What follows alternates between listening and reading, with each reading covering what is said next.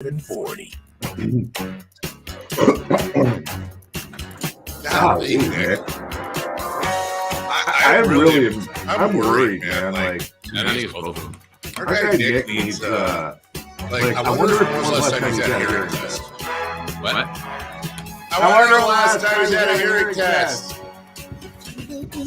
Every time we come in here, the headphones are just... And listen, I get this is Don Geronimo's big thing. He wants to hear every element. You know, I get that the concept of radio guys having their headsets up a little bit more than the normal pair. But golly, gee willikers, it is. I mean, and, you look through the other room, and our guy Tom Bailey from the Cody and Pat show, he can't hear. That's just years of playing stuff loud. I want that from Nick. Good morning. Good morning. Good morning, everybody. It is Friday. Yeah, you just about made it. Congratulations. Hello, everybody in the YouTubes. Can you feel it? It's Friday. Oh, these cameras are awesome. I was going to say, YouTube. Hi. YouTube. How you doing? Yeah, the YouTube is, apparently it's all jacked up. There's echo. Everything's zoomed. Jay doesn't have his remote, which I don't understand. Where would the remote be? Somebody just take it home? We have the remote. We're hiding it. Got a good shot of your right eye. Yeah, apparently. That's great. You know what people are... No, we're not hiding it. Are you seriously hiding it? There are two things over there, but those aren't the remotes. I think those are the lights. Okay. Mike Barnbaum says, Dave, there are mix minus issues on your microphone to start the show. I can feel it. Yeah. And then he wants to know, are we on Zoom right? No, we're zoomed. We're zoomed. Let me see if I can fill it out. So it's... I need to be back here. Yeah, you need to be. Let's just conform. Yeah. There we go. Hey, everybody. Good morning. What if... Hey, Chris is wondering why we have a close-up of you. It's for you, Chris. Yeah. What if we just did the, oh my gosh. Oh my gosh. Oh my gosh. Oh my gosh. Mine's okay now. Yeah, yours is better. You just did the whole type. Do the whole show like this. Yeah. Hey, everybody. How you doing? I got Flat Ryan Hostrals. Hopefully there's nothing going on in there in the morning. Hi. I'm just screwing around. That's what this show is. I wonder what the consultants will say about segment. Oh, they love this. Yeah. Oh, he found the remote. Oh, where was it? I don't know, but apparently he had to turn on the lights to do it. It was literally under the board. It was literally under the board. That's where we put it. Under the board. Hey, here's Jay, everybody. I don't know. You got to talk to your folks, though. I agree, folks. You got to talk to your folks, dude. It's just so weird that this has to happen almost every day. What do they film in the afternoon? Literally Jay's ear hole now. I have no idea why yours is zoomed in, Jason. You can't fix that one? No. That's not what it is. Great radio. You know what the best part is? The people driving around that don't that can't see any of this. This is tremendous. They're moving you back. Moving me back? Okay. Well, all right. Well, just the angle. Oh, no. That's great. Oh, and my friend Desi and her family are listening from Florida right now. Hi, Florida people. I think they're watching. I don't know if they're watching or listening. But this is not I'm trying to get her family to like me. And this is not. Why is this all zoomed in? It's not the way to do it. This is what hey, your cord's in my way. We just take Friday off. I think the weekends are. I just want to point out, yesterday was the first time Cattles and Romneys were back together. Is that what happened? Who else is to blame? What about this? Can we just get our own studio? Like some shows have that. Yeah. There's open studios. Can we just get our own studio that we can decorate the way we want? Okay. And there, it's viewable. And nobody could ever mess with our board. Nobody ever could mess with the settings. Just nobody could ever mess with it. Yeah. Right? Don't mess with it. I mean, why not? Why not do it that way? I don't even know what to do now, Jason. Let's just do the whole show like this, where it's just completely discombobulated. Yeah, I like that. I'm trying to get the extra fish on my slots game. How's that going? I have to get to 3 levels of the pinata by spinning my slots. So you're playing the same slot game, or do you play different versions? Because I know you play it on your phone. Yeah, well, it's all the same slot app. There's different slots. Right. So but do you play the same slots? Or do I play the same slot games? Yeah. No. There's all kinds of different. Like right now I'm playing Thor's Revenge, and then once I pass that, because I do these little quests, then I do what's the next one? Zeus. It's Zeus will be in there. Beetle Beat will be in there. Rapunzel will be in there. And there's a lot of crap I'm dealing with today, man. I gotta get the fishies by Saturday so that I can open up the treasure chests and get my coins. You have to do it by Saturday? Saturday is fishing day. Okay. And so you get a day a week, and there's 7 chests every Saturday. And if you got all your fishies, then you have 7 picks and you're guaranteed to get the chest. And weirdly enough, if you have 6 out of 7 fish, guess what? You'll pick everything but the chest. Like they cheat a little bit. Okay. You know what I'm saying? So there's a lot of crap going on. I'm happy to report that I did play golf yesterday. It had been planned for a very long time with this particular. It's not a group I go out with often. It had been planned forever because everybody has a crazy schedule. I was really, really kind of hoping someone would cancel, and that did not happen. Which would leave the door open for you to cancel. Oh, 100%. Yeah. One person canceled. Oh, Greg's like it needs I've to got be a a foursome. thing. No, nobody canceled. I think it's because we would have we would have been October before we played again. So fine, we went out. It was 104 on the course at one point. It was so bad, and I honestly thought I was going to heat stroke. I really did. Yeah. I honestly thought I was going to heat stroke, and then something happened that kind of threw me off. So one of my buddies I play with, and it's nobody anybody knows, so don't try to guess. He's the guy, and God bless him for this, but he's the guy that's always like, you got to quit smoking. You got to quit smoking. Like him and Jody Bacon are always at my rear end about it, right? Like, and that's fine. Yeah, you haven't heard that before. Not like they're wrong. Right.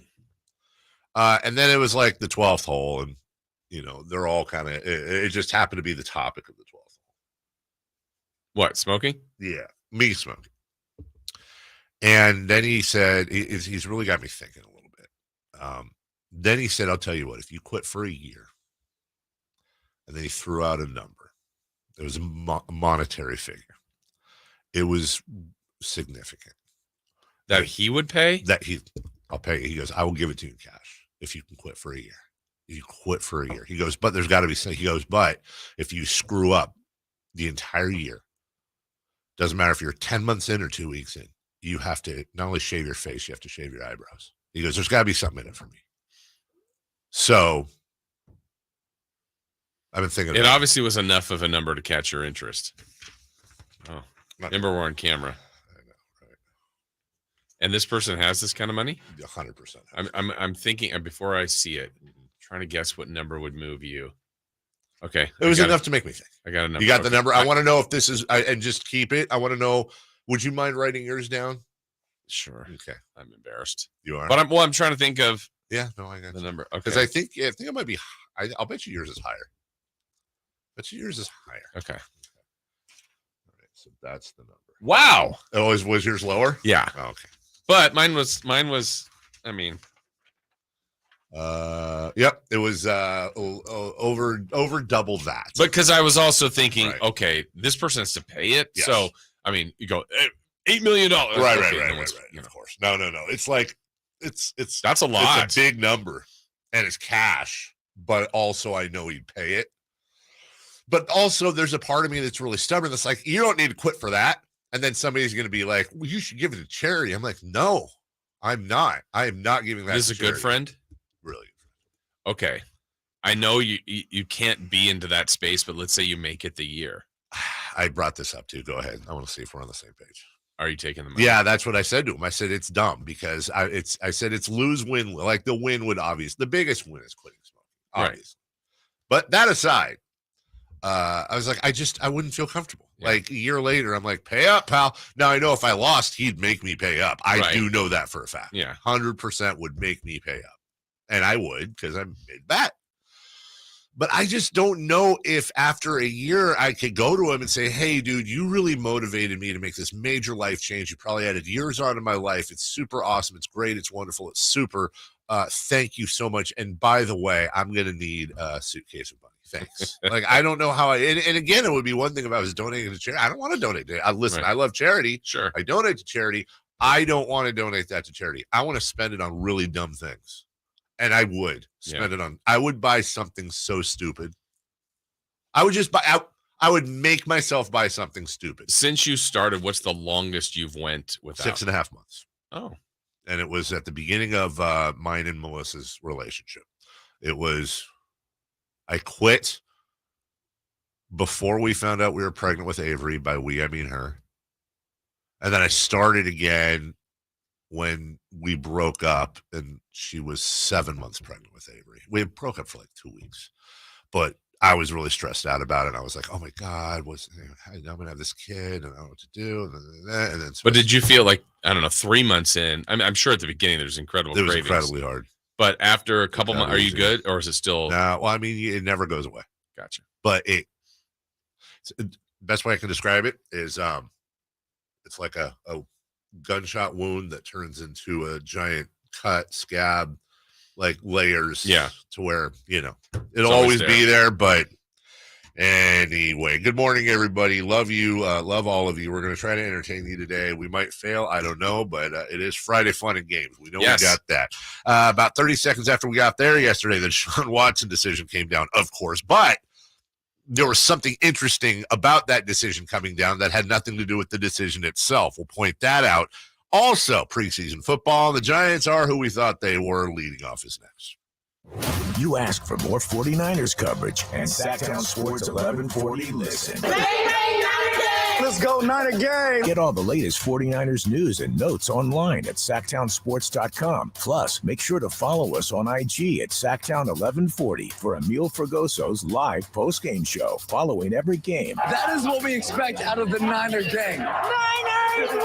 Your home for the most 49ers coverage in Sacramento. Sactown Sports 1140. What's going on? We're talking to Chad Hoblet of Hoblet Dodge Chrysler Jeep Ram in Woodland. What's going on, Chad, for Chrysler's Make This the Summer event? We have the best savings of the summer happening right now with up to $12,000 off MSRP on new 2022 Ram 1500 Bighorn Crew Cabs. Or save thousands with an unheard of 2.9% APR for 72 months with up to $10,750 in savings. With interest rates going up, this kind of APR can't last long. But you're California's #1 truck dealer. That can't be it. That's right. We also have savings up to $7,500 off MSRP on new 2022 Ram 1500 Laramie Crew Cabs. Or you can save thousands with the super low 2.9% APR for 72 months. That's up to $7,000 in savings, and we have over 20 to choose from. Come find your perfect new truck today at the Hoblet Ram Truck Center or search, select, and save through their full inventory at HobletDodge.com. Best prices, best selection, period. 12,000 total net savings on Ram 1500 Bighorns after 6,500 factory rebates and 5,500 dealer discounts. 7,500 total net savings on Ram 1500 Laramie after 1,750 factory rebates and 5,750 dealer discounts. Rebates include 1,250 Conquest bonus cash. Must own or lease non-FCA group brand vehicle and may include 1,500 Chrysler Capital bonus cash. Must finance with Chrysler Capital qualified. Special 2.9 APR and approved credit through Chrysler Financial. Must have 700 plus FICO score to qualify. 2.9% for 72 months equals $15.16 per thousand borrowed. 5 or more each net savings. See dealer for details. Let's do it. It's time for Leading Off. Brought to you by Lasher's Elk Grove Dodge, where for over 60 years, their name means a great deal in Elk Grove Auto Mall and online at elkgrovedodge.com. Here's cut number 1.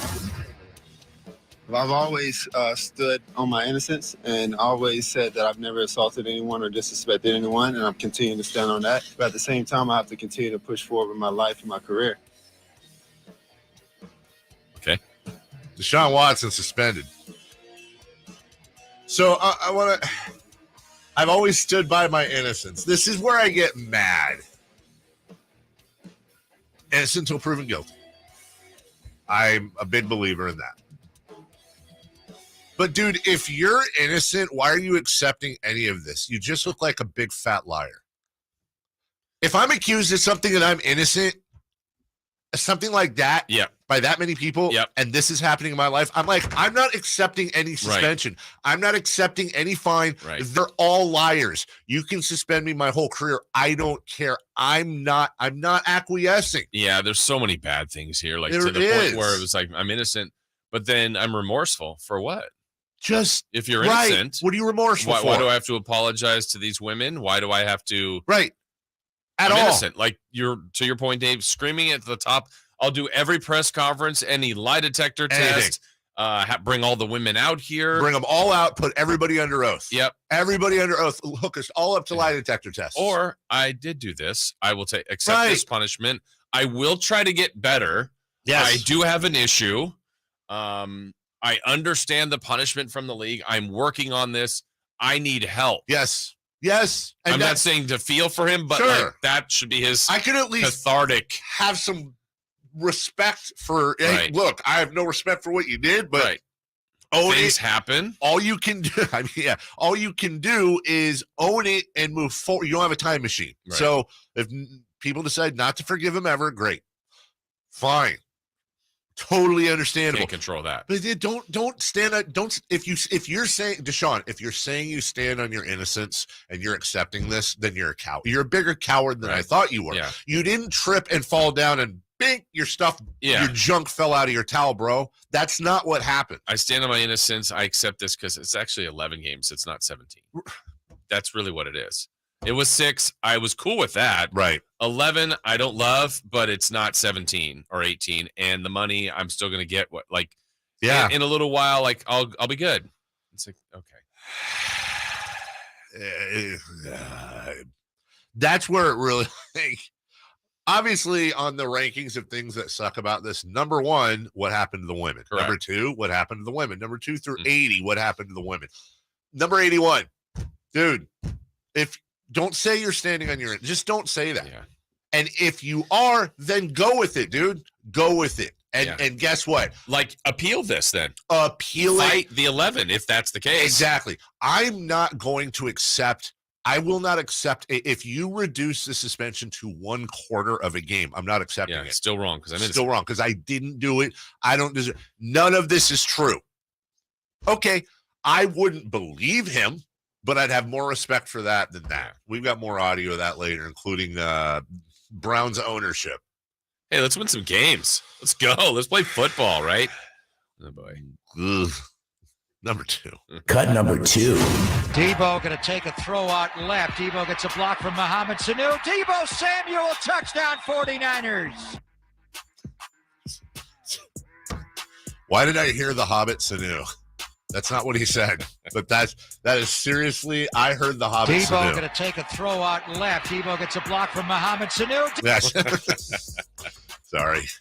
Greg Papa, our dear friend, and we're going to talk a little bit about him later in a segment we have coming up at 6:28, 10 minutes from now. Niners-Vikings Saturday. Yes. They've had chippy practices all week, apparently. No way. You're in hot, humid weather, and you've been beating the heck out of your brothers all week, all season, preseason, and now you go up against the other team, and you get to beat them up. Gee, and again, this stuff's dumb, too. Like, outlaw preseason games, outlaw interest, not interest squad, but other team scrimmages, just outlaw. I don't know that I think there's a lot of productivity. Yeah. In those, because I think they're like the ones-on-ones are going, like the starters are going, and you don't know what the Vikings are running or what the Niners are running. Whereas tomorrow when they're playing, are 29er starters out again? Yeah. And 20 Viking starters. They're trying to protect everybody, but when you're in practice and you're going in inter squad like that or between two teams, it's they go. And I just don't want them to go to the trainer's room. Yeah, well, true. I don't know that any starter on either side is going to play this game. Yeah, I doubt it. It's just, it's football between professionals. Football. It is, let's put it this way. I could say this, if no starter played for the Niners or the Vikings in the entire game, it would still be the highest level of football compared to any XFLs, MILFs, college footballs, whatever. True. I mean, that's just the way it is. So it just depends. If you don't, here's a great test for anybody looking to start a minor league football team. If you don't enjoy preseason football where none of the starters are playing, Your league's not going to work. Your league's not going to work. Yeah. You're not going to enjoy any other type of football. Anyway, so Niners, Vikings, 4 p.m. By the way, this is kind of embarrassing. So I was watching you had the Bears and Seahawks on, and then I had the little channel guide, and it was the Raiders, and God, I forget who it was. Anyways, I watched like a quarter and a half of the Raiders game before I realized it was a repeat. Yeah. How'd they look? Hey, they look good again. The sad thing is, I watched some of that other game too. I just completely spaced. Number 3. Cut number 3. Ginkel, a sidearm toss to first, and it's picked out of the dirt by Walker to put the final touch on a dominant win. Final score 5-0 as the Diamondbacks get out of town after losing the first 2 with a series split with the Giants. You know what I picture you? You know the meme or the GIF that's out there where it's from The Simpsons, where the guy walks in the thing, grabs the hat, and then walks right out. Yeah, it's like, hey, Giants playoff hopes. There's Dave walking in, and then they lose to Rowe. Walk You're right just out. like, okay, I'm done. Yeah. I don't think I can show you what I did because we're on camera, but I will tell you this. That game ended. It was like the end of the game. It ended right when we sat down after our round to drink. I had a nice lemonade and iced tea. It's called an Arnold Palmer. Yes. Yes. Very good drink. Anyways, I looked up and I saw the score, and I'm sitting with my buddies, and I was like, oh, God. And then I did a motion with my fist. I won't say what it was. Yeah. It wasn't like a yay. It's more of a rocking back and forth motion than just, ate my Cheetos. Or not Cheetos, Cheez-Its. They have little snacks there. You twist the thing, and it's like the old. Oh, it's like in a cereal thing? Yeah, the snacks come out. And Cheez-Its? What else do they have? So they had Cheez-Its. They had like a nut mix. So it's like a bar mix. Exactly. Then they had like Chex Mix. Yes. And then they had Reese's Pieces. Yes. And then they had peanut M&Ms. Yes. Which I got. Salt and sweet. Yes. Mix the bowl. So you're going to love this because I got a thing of Chex Mix and a thing of peanut M&Ms. Perfect. Side by side, right? Separately. But my buddy, he Put goes with a base of peanut M&Ms and a topping of Cheez-Its. Yes, but I would have mixed in the Chex Mix and the peanut. All of them in. You put your M&Ms in popcorn. And popcorn. Game changer. It's not bad. No, it's game not changer. Bad. I mean, it's fine. Game changer. The Deshaun Watson suspension, that happened. We'll talk about that today. Coming up next, though, a Bay Area legend says bye-bye. Who's the voice of the Bay now? We'll explain next.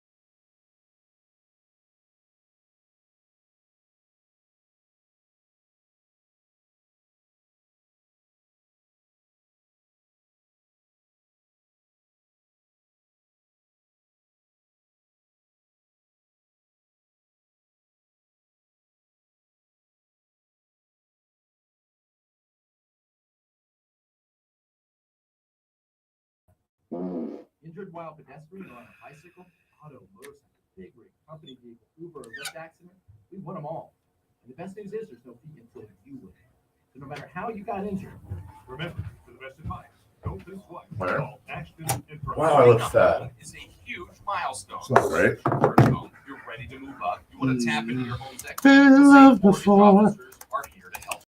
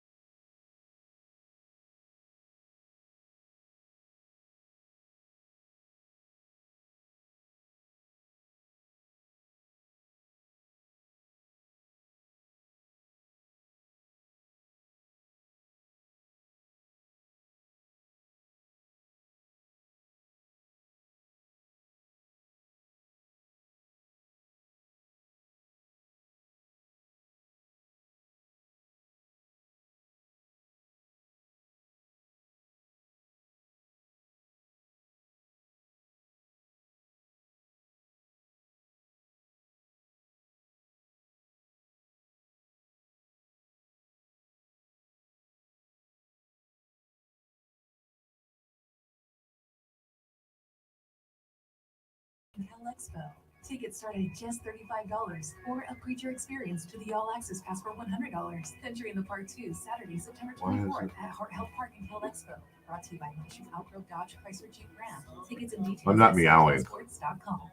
that on me? Who's your favorite James Bond? Join KHTK's IMAX Pass by visiting Sactownsports.com and sign up today. You can win tickets to see Roger Moore in the movie Spy Who Loved Me this week at the Esquire IMAX Theater.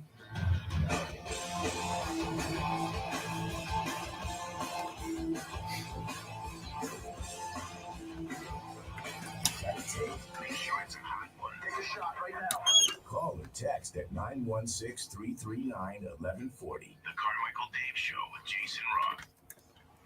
They were hearing the meow. Hi, how are you? Welcome back. Joe Starkey.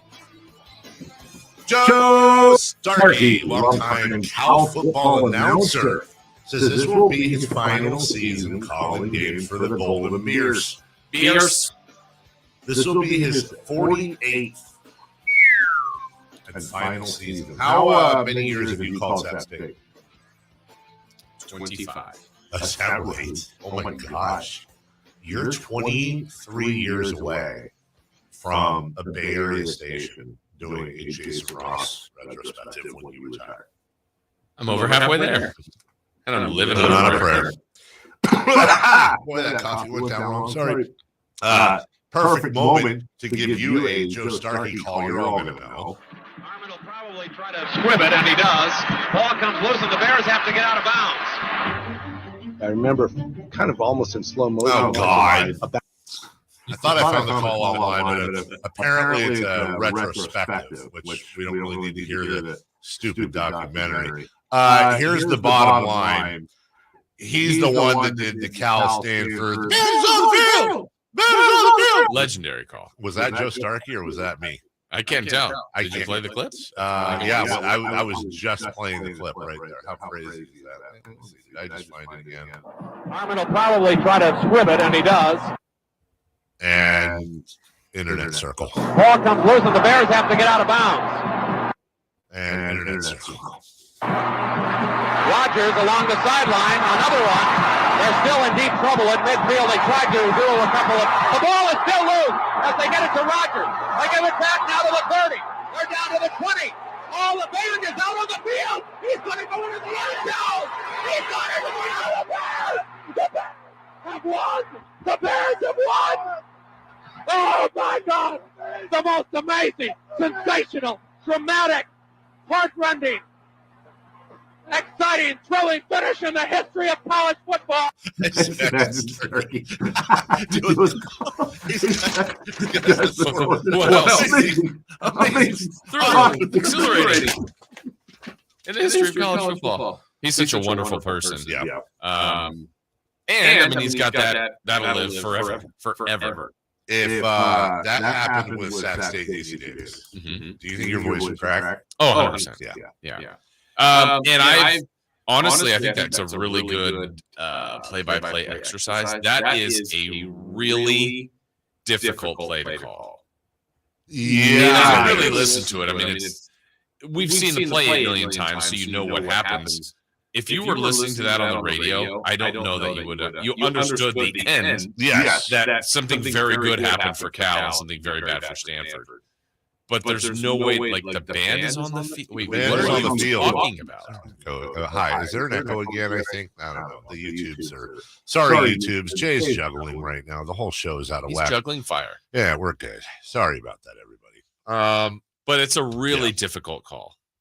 Yeah, I mean, because it's unprecedented. You don't know what's going on. Anyone check in with the guy? I've seen him in documentaries before. Anyone check in lately with the guy that got body slammed? The band guy? Poor guy. I know. I mean, it's like one of the greatest moments in history. And that poor dude, he was just trying to trumpet his way through or whatever. And all of a sudden he gets body slammed with the football. What is do you have off the top of your head, like, your craziest play you had to call, or a craziest call, even if it wasn't the play? I don't know if I have we had a Hail Mary, like, which successful. It's like, those good. don't happen very often. No. And that was really pretty cool. And there was a bunch of screaming. Yeah. It's like, okay. I mean, I was excited. It's rare. You get excited. If I could do it over again, I probably would try to, but I don't know. I think that's part of the charm. Maybe if you're listening to it, and likely if you're listening to Sacramento State football, you are a Sacramento State football fan. I would imagine so. That's a very specific thing. What I try to do, like, if I'm ever doing the Kings, and I think it's my own way, I'm not saying it's the right way. If they're playing the Lakers, and obviously I want the Kings to win, but if LeBron dunks from half court, 720, that is amazing. And I would like to make that sound amazing. James, double spin, dunk. And he dunked. 14-10. From half court. Yeah. 14-10. Half court. Yeah.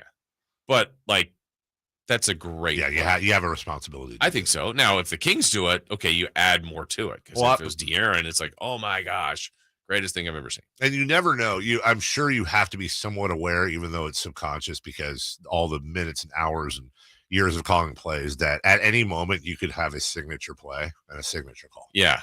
And not know it. Yeah. Like, you weren't looking for no, he didn't. Yes, he did. And said it. That's basically that's the first line of your obituary. Well, and a lot of people have asked me, like, do you have a catchphrase? And a lot of people do. Grant had a ton. I don't. Yeah. And I don't know. There's good, there's bad. Yeah. My own personal thought is, I don't know that I want one. Sure. Because I don't want to always say that. Because how do I parcel out? Let's say, okay, from the first time I started calling some Kings games, and it was, I don't know, Tyreek Evans had this most amazing play, and then boom, insert catchphrase. Yeah. To now, like, what's the difference? Or the Kings win a championship, everybody's going, say it. Say the thing. Okay, but I also said it in November when there was that pretty cool 30-point game from the random Kings guy that went off. It's like, those feel like different moments to me. Fasten your seatbelts, because here we go. Yeah. Let's just do a whole show of catchphrases. What was it? That must be a Homer Simpson, because the pitcher said, "Don't." Was that the Sports Center? Probably. Yahtzee. It's funny you say that, and I hope she doesn't get mad at me, but she will. So I had lunch with I was having lunch with Katie on Tuesday, and we were talking about the upcoming season. Yeah. And you gave her fasten your seatbelt. Yes, I did. We were going on. Yeah, well, she kind of, we were talking about the call and stuff, and how she's grown as a broadcaster, and how she loves working with Mark and with Kyle, but there's an extra challenge there because you're working with a different play-by-play voice, every other night, and you have to adjust to their style. Every play-by-play voice has a different style to adjust to, and for a young analyst, and by young I mean young in her career as an analyst in the NBA person, that it's a tough thing to adjust to sometimes, and she is. But she said at one point, she goes, the thing is like there is no following Jerry, and there's no following Doug. She's like, people keep saying, like, what's your catch? You got to get some catchphrases. She's like, I'm not a catchphrase person. Then be yourself. And that's why You don't need it. She said, Jerry had every other catchphrase in the book plus his nicknames. That was really his catchphrases. Grant had a ton of catchphrases, obviously. Doug, you pack them up and send them home, all that stuff.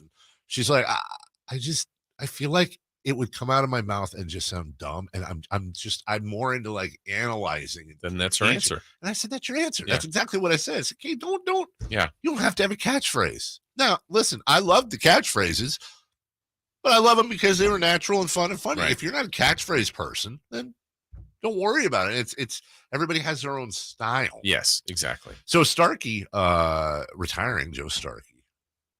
And he did years of the Niners. Yes, he did. Yeah. So it makes you wonder now who is now the voice of the Bay? And I'm not saying necessarily Starkey was, but certainly in the conversation. Yeah. I mean, just based on longevity and the amount of teams that he's done, it feels like it's Greg Papa to me. We talked about that in the pre-show meeting, and I agree with you. Raiders, Niners, A's, Giants. He called all of their games. Warriors. And it's like, well, Ken Korak's got to be, but Ken Korak's amazing, but just A's. Yeah, and the Giants crew, right? The Giants crew is great. Fleming, and we had a conversation about that too, which is like John Miller's a Hall of Famer. Yes, but I think I won't say a bad word about John Miller. I don't even want to say anything that sounds like a bad. John Miller's a Hall of Famer. He's one of the greatest to ever do it. Period. New chapter.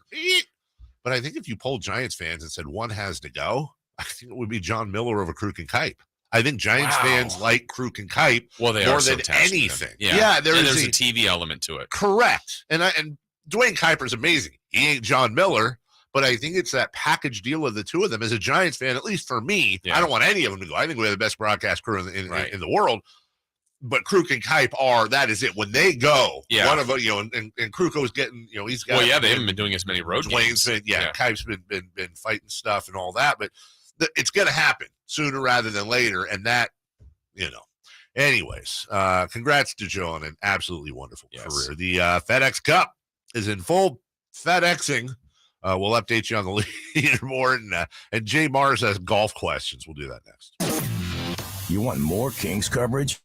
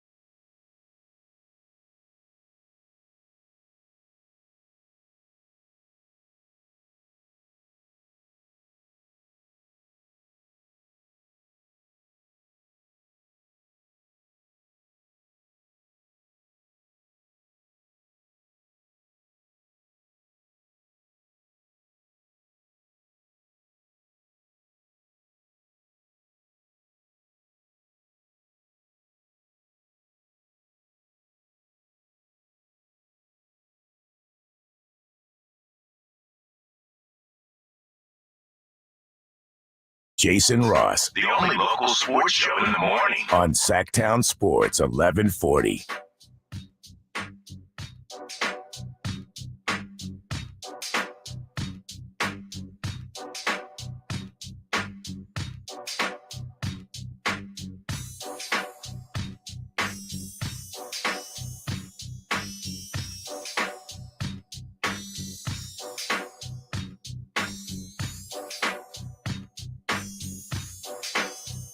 Sorry, I got excited. I was watching a movie clip. On this day, we should save this for the end. On this day, 1973, Enter the Dragon came out. Bruce Lee. Such a good movie. Started it all, really. Talked about this before. There's not really martial arts movies anymore. Not lately. There's like the UFC movie, you know. There's movies with fights in it. Wasn't the UFC movie like a reboot of Bloodsport? I'm almost positive where Van Damme was playing the Muay Thai expert. You had the Bruce Lee era martial arts movies. Mm-hmm. And then you had like Sonny Chiba and you had other Chuck Norris in the 80s were like the golden age. 70s and 80s, I feel like that 20-year period was just time.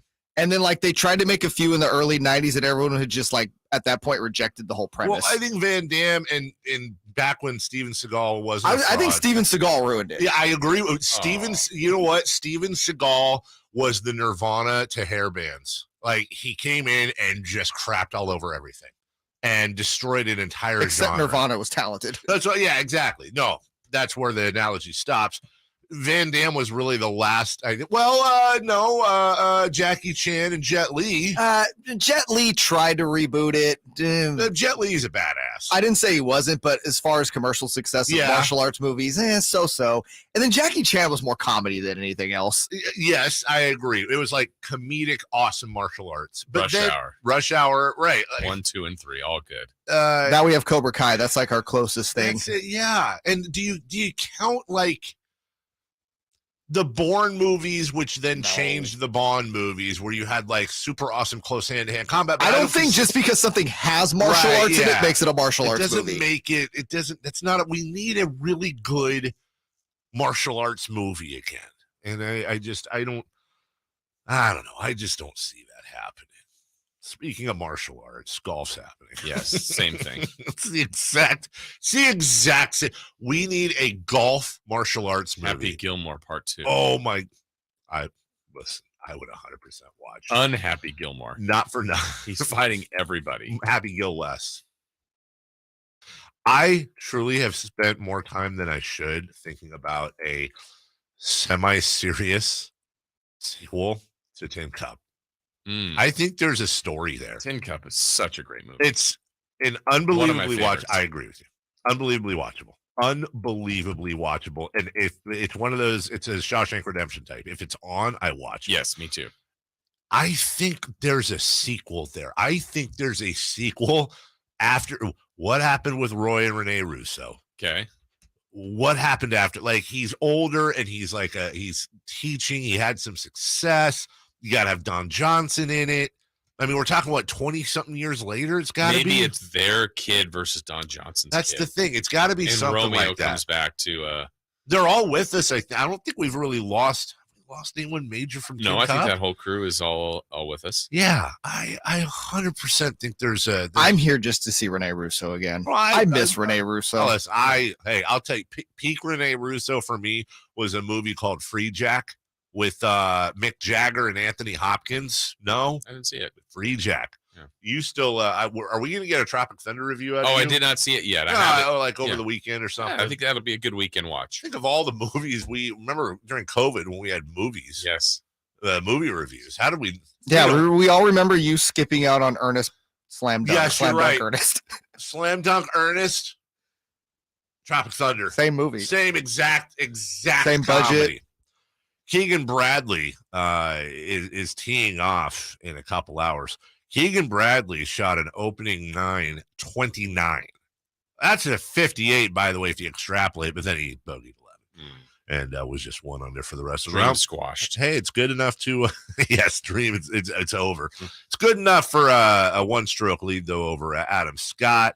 Harold Varner, the third, Shane Lowry, Justin Thomas in a three-way tie for fifth. I'm trying to look here. Scotty Scheffler's in 13th. He's 3 back. And this is Scotty Scheffler's the guy that's led pretty much from the jump. I mean, you always have your double Hawaiian tournaments to start the year where generally like a rando is going to be in first in the standings. But Scotty Scheffler's dominated the FedEx Cup points for most of the year. And Will Zalatoris, last week's winner, who I think moved up to second in the FedEx race, 1 under, tied for 34th. And this is a short field. Remember that's going to get pruned even more. Yeah, trimmed to 30. Yeah, trimmed to 30. So here's some of the names. Again, we're just one round in, but some of the names very much in trouble. In 55th place, Victor Hovland and John Rahm. And you said trimmed to what, 30? I think it's 30. I think it is for next 30. week in Atlanta. That's the final week, right? Yes, it is, as a matter of fact. So Will Zalatoris right now is tied with Hideki Matsuyama for 34th. And then it moves up from there. So you have 2, 3, 4. I mean, there's other names, but you have 2, 3, 4 major names that could be in trouble there. Happy Gilmore thanks, Mike, in the YouTube. Happy Gilmore joins the Live Tour.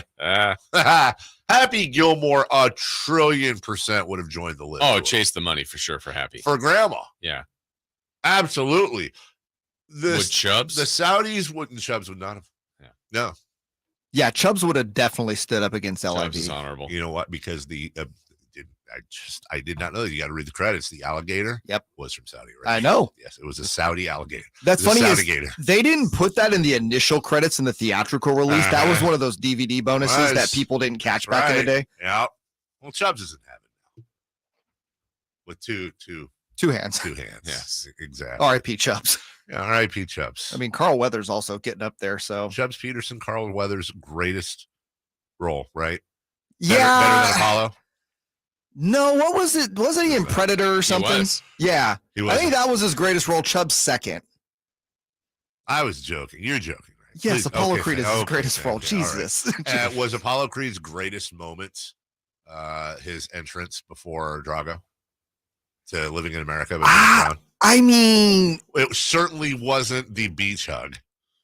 No, but I do love the original Rocky where he comes out with he's passing out silver dollars to the crowd.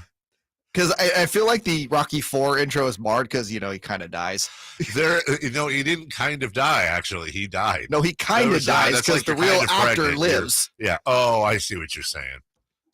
When you go back and watch those movies, too, there are some things that, like Rocky chasing chickens, still makes me laugh every time. You can catch that chicken. You can catch grease lightning. Was that Jay or was that Irish? Was that Jay or Nick? I'm never asking. Get up, you son of a! Because Mickey loves you. Is that a cereal commercial? I don't know what Mickey likes it. Yeah, and I will forever wonder. I think there should be a whole documentary. That would be a great bit as we take a break from this golf segment that we derailed. I think it'd be a great ESPN, like one of those little docs to get like Carl Weathers and Sylvester Stallone right now, but in character. I want to know what happened at the end of Number 2. Was it 2? Where they're both in the ring. Yeah. It's just the two of them. No, it's the end of 3. Is that the end of 3? And they address that in the Creed movies. They do? Yes. They did? Yes. Who won? Apollo. Ew. Apollo dude, it's in Creed. Where it's the one where Apollo goes ding ding. Yes. And he won? Apollo wins. Okay, well, I need to know how that was. It a knockout? Yeah, because who's scoring that? Yeah, who's scoring that? Was it a judge's decision? Did Rocky say no mas? I need to know what happened. I didn't know Rocky spoke Spanish. Well, you don't know a lot about Rocky's very team individual. We'll take a break. When we come back, we'll check in on the Niners and the preseason weekend schedule, but I'll also tell you who Steve Young, current player, thinks with a couple of tweaks could be the greatest quarterback to ever play the game. Steve Young said this. I got the audio for you next. Breaking news, the latest happenings with your favorite teams. You ever wonder about what the heck all these kids are doing on computers all the time? Stay up to date with all of it by following us on Instagram and Twitter. Excuse me, gentlemen, a little update for you. At Sactown 1140. Hi. Jason Ross here to tell you about my friends at ACR Solar. ACR Solar is going to be very instrumental for us in giving our home a new look because we are in that position as longtime homeowners where we need a new roof. We need a new roof for several reasons. I'm not sure we're going to make it through another winter, and it's one of those things we don't want to risk, right? So we've got to get a new roof. We definitely have to. And the beauty of that is we're going to be far more energy efficient, and just the overall feel of our house in the summer when it's hot will run better then, and certainly in the winter will be safe and protected as well. So ACR Solar, of course, they do solar, but once we did our multiple bids, we landed on ACR Solar and knew that they were right for us as far as getting a new roof for our older home. We talked to Joe Peterson there, the roofing expert. He was absolutely fantastic. We connected with him very, very well. John, the owner, really hit it off with him as well. So it's just the collaborative on their side, the product they're going to produce for us, and then us as homeowners being happy with our home on curb appeal, on energy efficiency, and just the overall look of a brand new roof. We're excited. The project's going to get started very soon, and we just can't wait. Thanks again to ACR Solar. If you're in need of a new roof or anything solar, contact ACR Solar. Go to acrsolar.com or call them at 916-481-7200. Nobody protects you from mayhem like Allstate.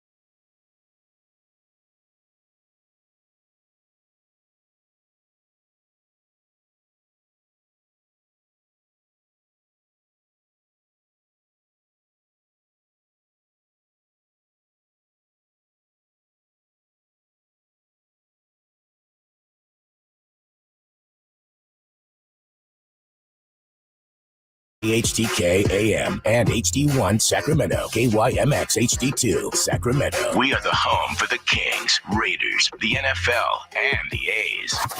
It's Sactown Sports 1140.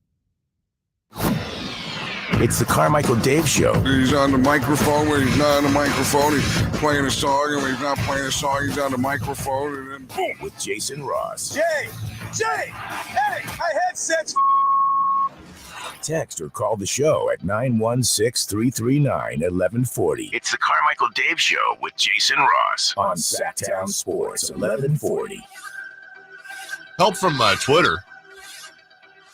Most people do agree that we do need a new generation of awesome martial arts movies. Kill Bill 1 and 2. Although not a pure martial arts movie, there's a lot of martial art. I think you kind of have to qualify that in the conversation. Have you seen them? I've seen the first one. I did not see the second one. Did they kill him? Spoiler alert. Not giving the spoiler alert. Spoiler. That's a tough one. Spoiler alert. I can spoil this. Jay-Z does die in the movie. Jay-Z? Jay-Z, Sean Carter, married to Beyonce. He's still part of the Nets. It was in Kill Bill? Yeah. I don't even get the joke. I know. Is there a joke? Or were you just being random? Just being random. Oh, okay. Yeah, have you seen the movies? Yes. Yeah. Martial arts movies. Kill Bill 1 and 2. Martial arts movies, 100%. And because of that, we'll take caller 8. At 1-800-920-1140. We got a pair of tickets to see Sail On at Hellwood Winery, August 27th. That's the day before my wife's birthday, but I don't think that's why they're doing it. And I don't believe there will be martial arts, but there will be wine, there will be music, and there will be fun. Okay. Take the 8th caller. Why the 8th caller? In honor of number 8, Steve Young. I want you to listen to this clip. This is from Monday Night Countdown, but yesterday, because, yeah, exactly. Listen to him talk about this player and what he says about 3/4 of the way through. Robert, you set me up perfectly because the Baltimore Ravens have doubled down again on being the most sophisticated running game in football, and they have been mowing through regular season opponents for a long time with this most sophisticated running game. My position is they will never get to championship football without a sophisticated passing game. That's not anything to do with Lamar Jackson. Lamar Jackson is a complete player that is being not trained in being a sophisticated passer. They doubled down again back to all the great things that Lamar does. Great. But until he gets the chance to show that he is a sophisticated passer of the football in a sophisticated passing game that is properly, invested in, which they never have done, to Robert's point just a minute ago. They don't invest in it. They don't teach it. And now you ask him, why isn't he getting paid to be Patrick Mahomes? Because they haven't given him a chance to be Patrick Mahomes. So until they do, Lamar Jackson's damned because of what the Ravens are doing, not because of Lamar Jackson. I can't wait for someone to train Lamar Jackson to the sophisticated passing game. I think he'd be the greatest player in the history of the game. Yeah. But he's being held back by the Ravens year after year because they keep doubling down to this thing that Lamar Jackson is great at. Okay. Strong take. Strongest of takes. Now, I got to save this for my... and it's better coming from Steve Young, isn't it? That's the thing. It's not Steve A. It's not Skip. It's not Steve. I mean, we're talking about a Hall of Fame quarterback who, by the way, knew how to run a little bit. And I got to save this for my guy who hates Lamar Jackson. I'm not here to disagree with Steve Young because he's, Steve Young and I'm me. That's a big statement that if they just dialed it back and I guess what he's effectively saying is if the Baltimore Ravens somehow traded Lamar Jackson straight up for Patrick Mahomes, Lamar Jackson would effectively become the greatest player in the history of football. Now, let's just forget about the hyperbole there for a second and just look at the meat and potatoes of what he's saying. I don't know that he's wrong. I literally don't know that he's wrong because I haven't seen Lamar Jackson in a sophisticated pass game. Yes, but then it also, my belief, most coaches coach around the skill set of the player. Yes. So if Steve Young is correct and doesn't believe they're running a sophisticated offense, is that because the Ravens believe they can't? Well, John Harbaugh's not stupid. Right. He's not a bad coach. Right. But could I see a situation where they just assume that it's run with some pass? Because Lamar Jackson's such a gifted runner, but at some point in his career, sooner rather than later, those legs are going to start giving out a little bit. They're going to need to have him in the pocket a little bit more. But then when you look at his receiving core this year, Rashad Bateman, Devin Duvernay, Jalen Moore. I mean, he's got Mark Andrews, one of the better tight ends in the league. But you lost Hollywood Brown. Yeah. There's one other guy they lost from last year. I forget. It's not exactly like, and maybe they're going to be great, but it's not exactly. Listen, the Ravens are not teaming with, super awesome skill position players outside of Lamar Jackson and a couple of others. It does make me wonder, is when you look at Lamar Jackson's stats, now remember, we're talking about an MVP here. When you look at Lamar Jackson's stats, his MVP year, he had 3,100 yards, a little over that, with 36 touchdowns and 6 picks. He's got career 84 touchdowns to 31 picks, which is pretty darn decent, but he's thrown over 3,000 yards once, and that was when he threw 3,100. However, he's also rushed for over 1,000 yards twice, and the other 2 years was 700 and 767. So they're leaning more. Those are huge rushing numbers for a quarterback. Sure. Huge rushing numbers for a quarterback. And that second year he was in the league, a huge year where he had 3,100 yards. That's where he also had 1,200 yards and 7 touchdowns. Not for nothing. 1,200 yards and 7 touchdowns is a pretty darn good fantasy running back. And he's a quarterback. So I don't know. For whatever reason with him, that label, and some of it seems crazy, like, hey, he should still change positions. I don't know that he's an every down quarterback. He's won an MVP. He's won a ton of games. Right. I don't know what else he has to do, but if there's really some merit on what Steve Young's saying on the Ravens not running a more, or putting him in more of those high leverage, sophisticated offensive passing situations, yes, that might be a story. Like, that might be what needs to be unearthed a little bit more. I would say for that stigma to go away with some aspects and some coaches and some parts of the game, Lamar Jackson would have to not be black, because that's had him since the beginning.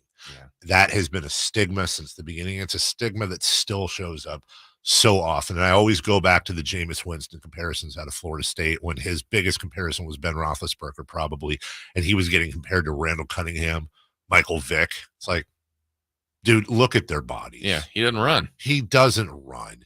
And oh, by the way, that stigma probably, weirdly enough, was a little reversed on Steve Young.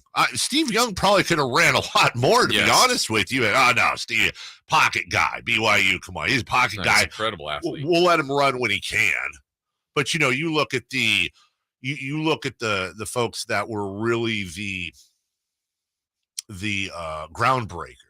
Randall Cunningham was an absolute groundbreaker.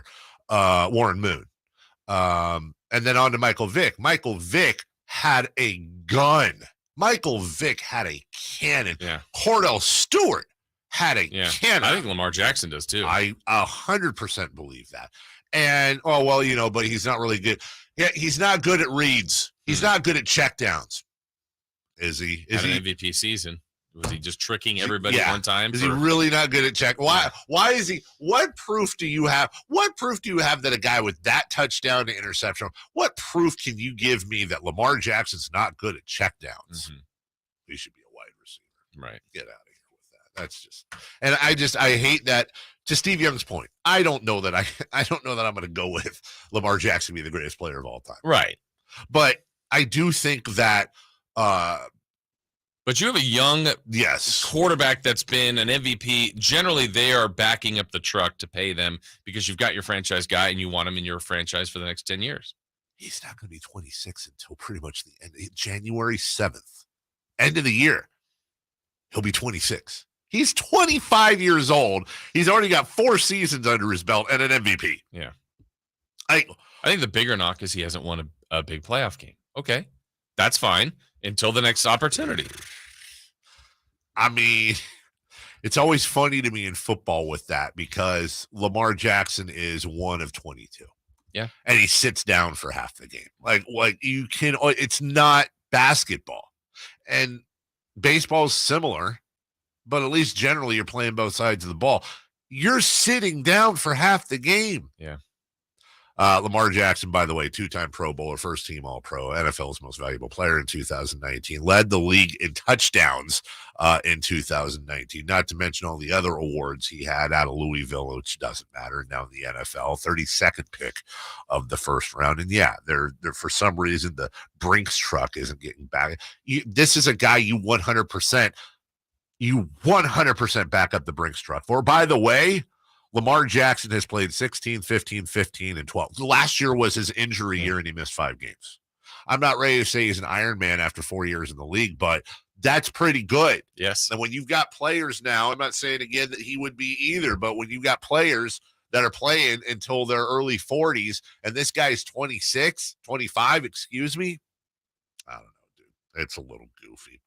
Niners and Vikings Saturday. They've been practicing all week. It has been chippy to say the least. Shocking. I mean, of course it's going to be chippy. The teams don't like it. It's hot. It's pads are on. They don't like each other. They want to beat up on each other. That's fine. Good for them. Raiders visit the Dolphins, by the way, in Miami. That game is going to be Saturday. That is a 1 o'clock along with the Niners Vikings as well. They'll be on simultaneously there. Not expected to be full of starters. No. In fact, That's pretty standard now. You're not going to see Trey Lance. You're not going to see a lot of those starters. That's fine. Last night, the Bears beat the Seahawks. Woohoo!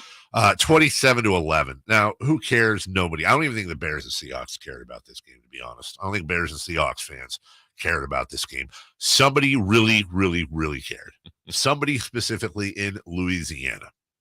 Because they decided to throw down 100 gur on the under. The under was 39.5. In case if you're not a gamblerton, what that means is you're betting that both teams will combine to score basically 39 points or less, because you can't score a half a point. There was a goal line stand that meant a lot to somebody. Yes. And listen, 90 grand. By the way, guy came away with almost $191,000 for his 100,000. He made 91. Right. Yes, it's worth it. It's preseason. What are you doing? But Jason, can you even fathom the heart rate and stress level on that goal line stand? I think I know I wouldn't do this, but if I ever put a bet like that, I would have to not watch the game. But I know I wouldn't. Right. I know I would have to, or check my phone, or like I gotta, I would be do my best to stay away from the game, but there's no way. I would 1,000,000,000% have a heart attack. Yeah. 90 grand. Because you're either losing 100 grand or you're making 90 grand. There's no middle ground because of that half point. We'll take a break. What's on tap this weekend? And a big TV anniversary. We'll have some fun with that. 3 for Madness in just 1 minute. You want more Kings coverage? Sactown Sports 1140's giving it to you. You'll be watching and thinking, man, like, I guess Keegan, he's maybe not as good today. And then you look up and he's got, 12 and 8, and it's, the second quarter, and he is just so calm, so efficient. I think it's absolutely what Sacramento needs. I think there's this sense that something special is starting to fall into place. Log on to SactownSports.com for exclusive content. SactownSports.com. Hey guys, if you want to find the best pricing on brand new tools, don't miss the annual Milwaukee Tool Sanity Sale going on this Saturday at Fasteners Tool Outlet. Fasteners Tool Outlet is offering their lowest prices on a huge selection of Milwaukee tools, including freebies and instant discounts with almost all Milwaukee purchases, along with free batteries and tools with select items. You'll also get 25% off all pack-out storage and up to 50% off other hand tools and accessories. Insane tool deals at the Milwaukee Tool Sanity Sale this Saturday only at Fasteners Tool Outlet, 6701 Power End Road, and on the net at fastenersinc.net. In the wee hours of the night, when everyone else is fast asleep, you're the one on third shift, burning the midnight oil. When a part fails and everything comes to a grinding halt, regardless of what the clock on the wall says, you leap into action. Grainger is with you and all the ones who get it done, with 24/7 customer support by phone or click to chat. Call, click Grainger.com, or just stop by. Grainger, for the ones who get it done. 3 questions, 3 answers. It's 3 for Madness on the Carmichael Dave Show with Jason Ross. Question 1. 916-339-1140 is your text line. Somebody asking, are we going to get Dave Richard this year? Oh. No, we're not ready to announce our fall lineup, but I will say this. I think Dave Richard, this would be his 10th consecutive year on the show. I'd be surprised we didn't have old David Richard of Jacksonville, Florida, CBS Sports. We do, however, have Jay Mars, who had a nice, smooth morning transition into the show. Probably smoothest Friday I've had in a while. By the way, the poll question today, do we desperately need a new generation of awesome martial arts movies? Yes. Is it 72%? Absolutely at 28%. Wow, I thought it would have been higher towards absolutely. Yeah, me too. Question 1. What is your, personally you guys, biggest sporting event of the weekend? I don't know. It's a waiting game at this point. It's not preseason football. It should be the UFC. I got to be honest. I'm kind of excited. I'm like kind of excited about the UFC, but Kamaru Usman versus Edwards. That's fine. There's a belt on the line. How could you not be excited? There's belts. Just Usman's so heavily favored. I just don't. Paulo Costa versus Luke Rockhold. Rockhold's probably past his prime, as is Jose Aldo, but it'll be fun to watch. Now, generally, here's the problem. When you end up getting cards like this, that there's no real crazy names that jump out. There's not a couple of young guns going at it, and someone's got to lose. You know, these actually end up being really good cards that I'm mad I didn't watch. However, I'm sorry, I'm FedEx cupping. I am. That's your number one thing. I'm going to be into that. I'll watch that this week. I still will check out the preseason to see if any of the Raiders are not. But I would say number one for me right now, I'm on the Aaron Judge / now Albert Pujols home run watch. I'm rooting for Big Al to get to 700. And, of course, Judge to get to as many as he can. Judge, it's been a few games since he's homered, but Pujols homered again yesterday. 690. Does MLB TV and or ESPN start doing live cut-ins for every Pujols at bat before 699? It's probably 699. 699. That's when we get the live cut-ins. 700. I don't know why. It's just going to be nice if he ended at 700. That was it. Just ended right at 700. Did A-Rod get to 700? No, but he's 690 something. Yeah, he can catch him. Yeah. Well, I know. Maybe he wasn't suspended for a season. Am I right? Right. Yeah. Hello. Remember when he was a tiny little shortstop? Yeah, I do. Little Mariner. Yeah, little tiny Mariner. Number 2. Question 2. What person, not in sports, would make a great commissioner? I think Obama be the commissioner of the NBA. It's just love of the sport. Yeah, I do. Trying to think of like an actor that would be an excellent. Like, I think you're missing actually the great part about that. Well, not anymore, but it would have been Obama versus Spencer Hawes. Would Bob Costas count? I know he's out. He's in sports, but I think we're thinking. What would you do? Baseball? Yeah. Kevin Costner be a good baseball commissioner? I don't know anything about his intellect. I don't either. I just know he would act the part. He would.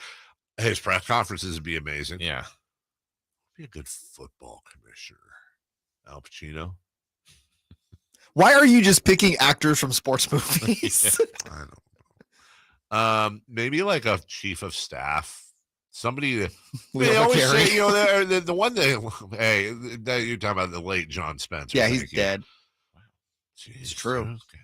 Gosh. You know, Condoleezza Rice is always floating. Yeah. I don't know, she's floating. She's floating. George W.B. He'd be a fun NFL commissioner. he just would.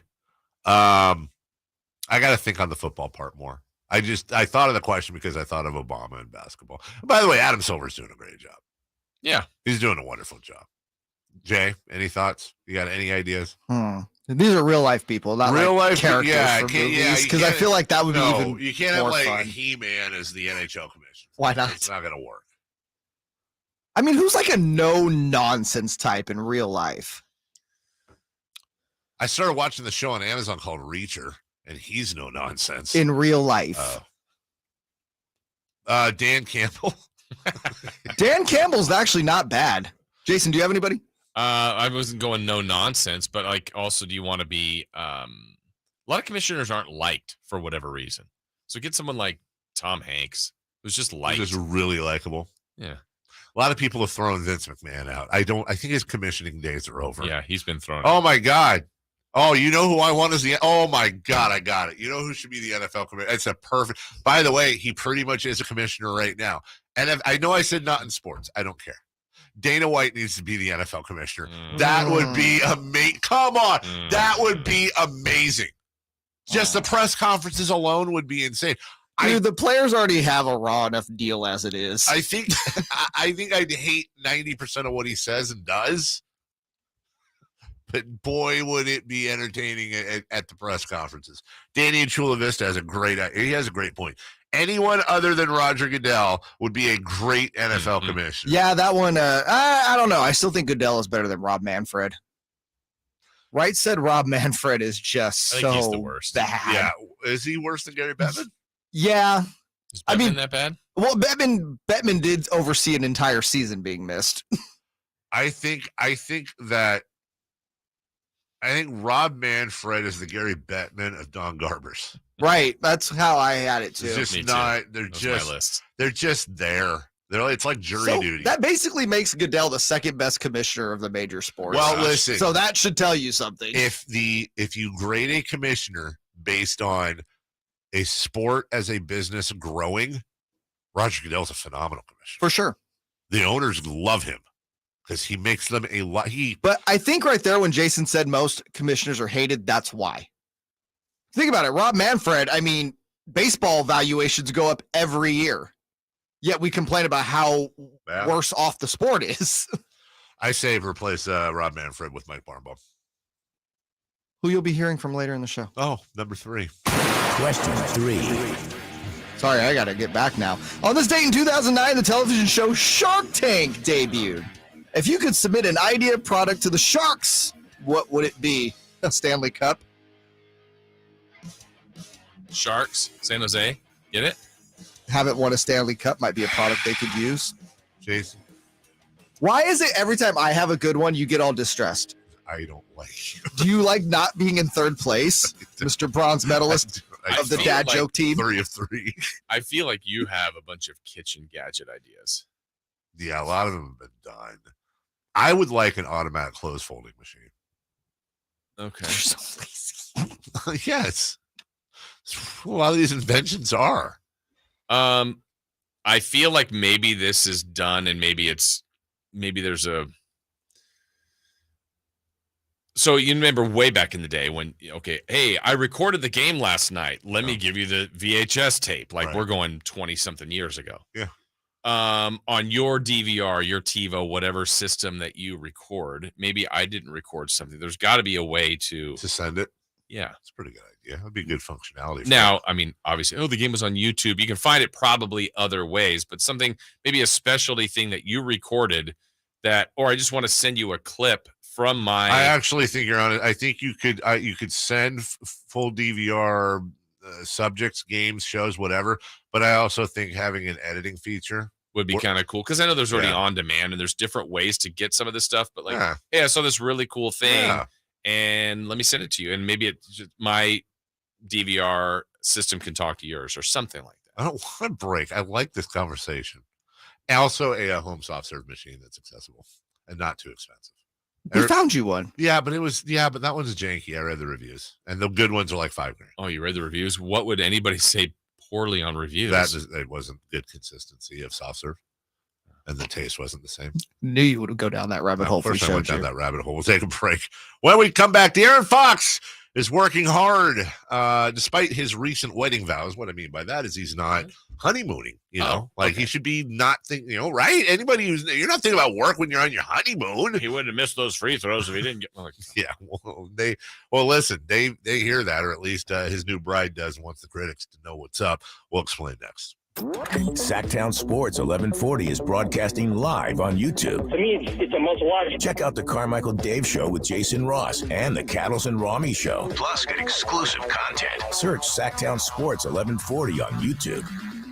I'm with Vince Bloom, the big guy at Lasher's Elk Grove Dodge, just down the street at McConnell Estates Winery, where they're getting ready to harvest the grapes. They are, and there's nothing better in the fields than a Ram 1500 Bighorn Crew Cab from Elk Grove Dodge. There is one exception, Vince. What's that? How about a new 2022 Ram 1500 Bighorn Crew Cab 4x4 that's $12,000 off MSRP? Yeah, you've got me there. Luckily this month, during the Make This the Summer event, I've got over 30 new 2022 Ram 1500 Bighorn Crew Cab 4x4s, and they're all $12,000 off MSRP. Now that's a deal that's as sweet as the grapes they're picking. It sure is. Not only can you save $12,000, but these Bighorn Crew Cab 4x4s start at only $38,940. $38,940 for a new 2022 Ram 1500 Bighorn Crew Cab 4x4? Yes, sir. Should get two. He should, but only at Lasher's Elk Grove Dodge and the Elk Grove Auto Mall and online at elkgrovedodge.com. Include 6,500 in California National Chrysler Capital Conquest and select inventory retail bonus cash. Must finance through Chrysler Capital OAC and have qualified vehicle for at least 30 days. Sample VIN 347916 S9622. Near the banks of the Sacramento River, Perry Dye of the famous Dye family of golf architects designed Bartley Kavanaugh Golf Course as Sacramento's #1 course for fun. Dye's design and mixture of holes assures players of a fun-filled day with friends. Bartley Kavanaugh's moderately sized greens and generous fairway landing areas make for an affordable and fun round of golf. After golf, relax on the outdoor veranda with a cold beverage or a tasty meal. For tee times, visit bartleykavanagh.com. It's Sacramento's #1 course for fun. Every search you make, every click you take, they'll be watching you. Tired of companies like Google and Facebook watching everything you do online? There's actually a simple solution. DuckDuckGo. It's an all-in-one privacy app with a built-in private search engine, web browser, one-click data clearing, email protection, and more, all for free. Download the app today and get the most comprehensive privacy protection with a push of a button. DuckDuckGo. Privacy simplified. You've been putting back a few, and a few becomes a few too many. For a moment, you think of calling for a ride, but nah, you live nearby. What's the worst that could happen? You get pulled over, your insurance goes up, you lose your license, you total your car, you kill someone. The results of driving drunk are tragic. That's why law enforcement is out there looking for impaired drivers to save lives. So if you think you're okay to drive after a few drinks, think again. Drive sober or get pulled over. Paid for by NHTSA. I'm sure you've heard the phrase, let Safe Credit Union put you first. Well, that phrase is honest, genuine, and sincere. Hi, this is Frank LaRosa for Safe Credit Union. At Safe, you're not a number. You are part of a member-owned, community-focused family. Explore the benefits of saving, borrowing, and investing with a partner who puts you first. Safe Credit Union is insured by NCUA.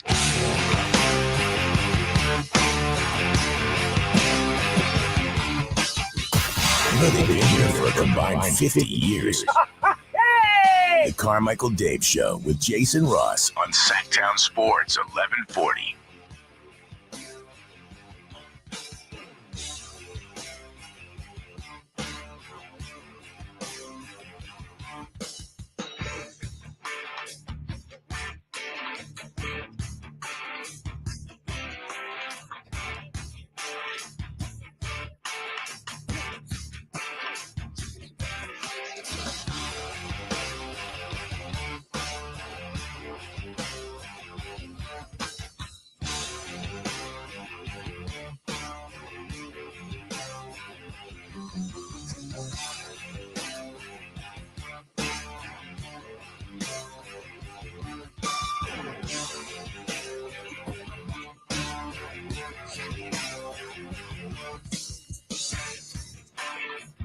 De'Aaron Fox got married.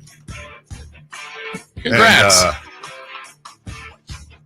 all the best wishes to he and his new bride. May they have a long and loving and happy and forever ever. So you saw a tweet yesterday. Yes. That piqued your interest. Yeah.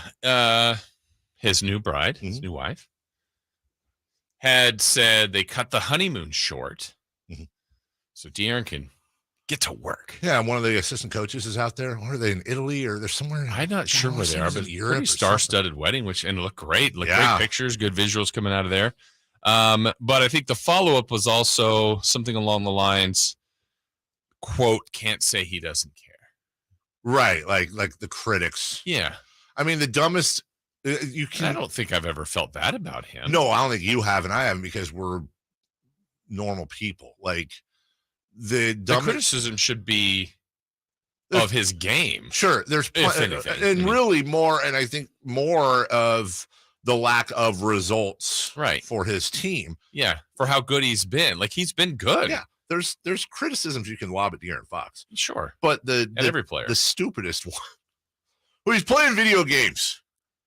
He plays video games, and he wasn't. This is always my favorite. Insert activity player does. If he wasn't doing that and was in the gym, he would have made that free throw. Right. Like, listen, I'm sure there's probably some things that players do that as a fan, I'm like, but they generally involve clubs, like, and by the way, you should be, if we can go blow off steam look, a lot of these guys, you got to remember, I can't hear you. Jay is talking. Sorry, you of all guys doesn't like when players go golfing. Oh, clubs. Dude, I love that. You are. I am glad you popped the mic for that one. Listen, I have a theory. I'm going to run it by you. Okay. What would you say the average age of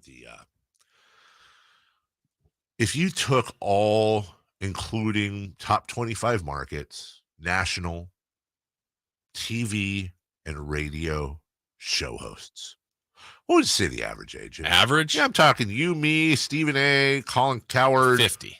I think you're about right. Let's say there's going to be obviously younger. There's going to be older. About 50 feels good. Let's even drop it 5 years. Okay, 45. Sure. I don't do the things I do at 45 that I did at 25. Right. It's pretty standard.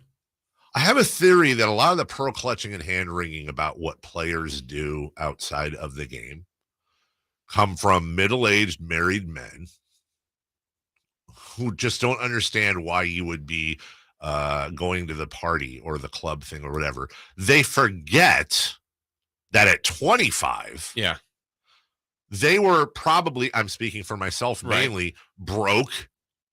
And their idea of a night was grab an 18 at Keystone, head over to Timmy's house, and play NHL 99, because you're broke. Right.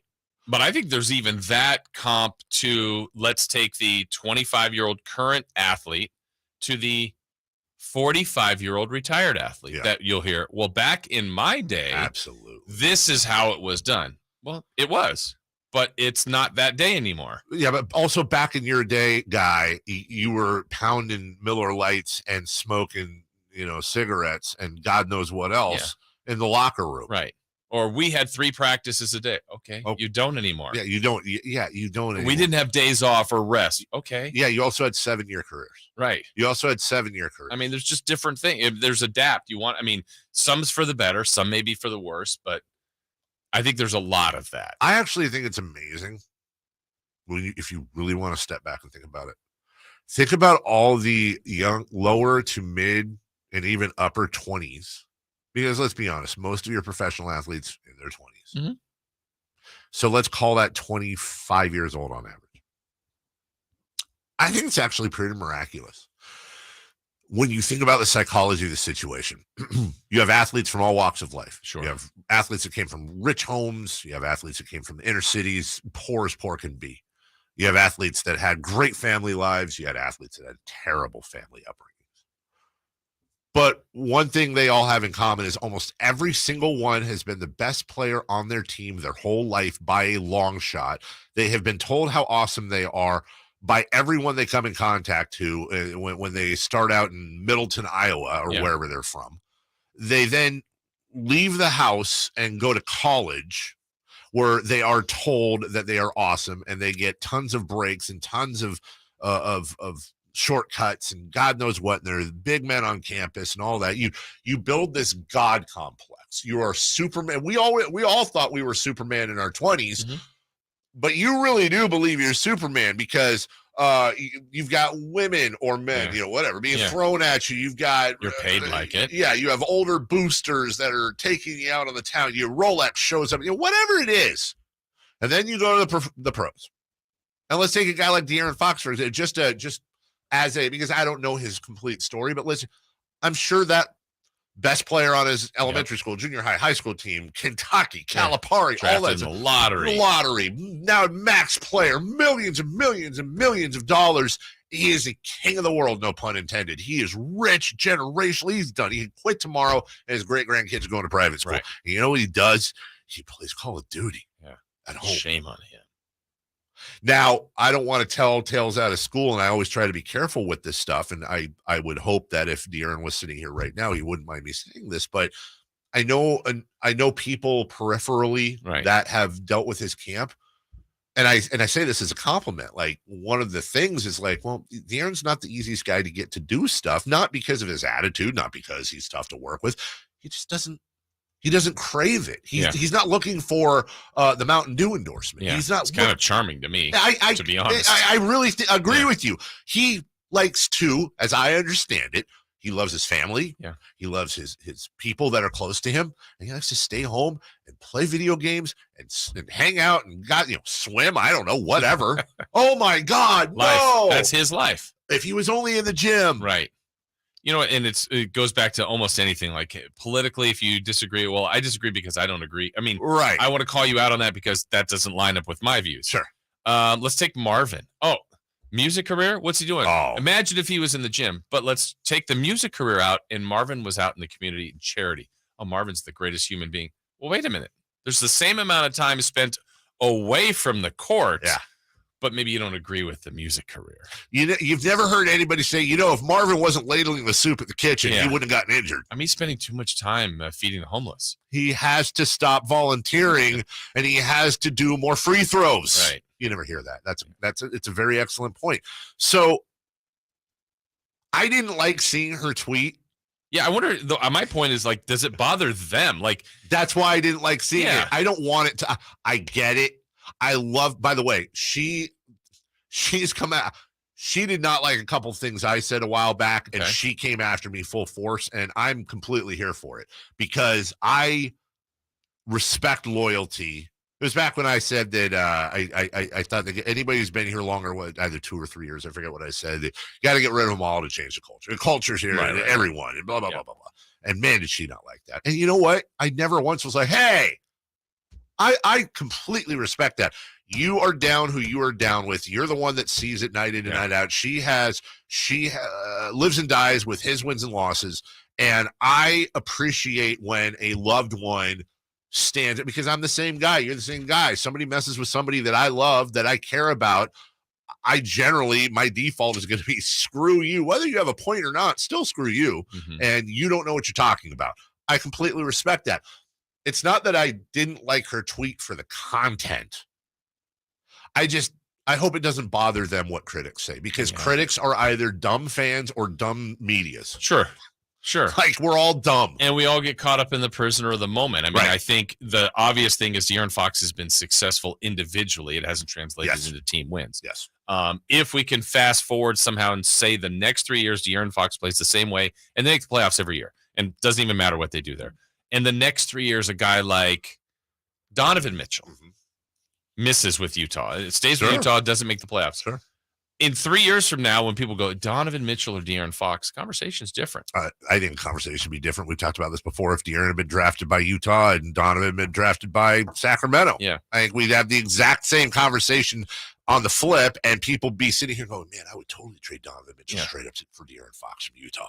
Yeah, like if De'Aaron gets playoff moments on national TV where he has these 28, 6, and 8 games, like, this guy's really good. Well, yeah, we've seen it, but you guys hadn't. Improve your 3-point shooting. Yes. Engage on defense. Yep. More. Yes. That's like literally the holes in De'Aaron's game. And win games. Right, but again, he is 20% of the people on the floor. True. So I still... More than in football, you have control. Right.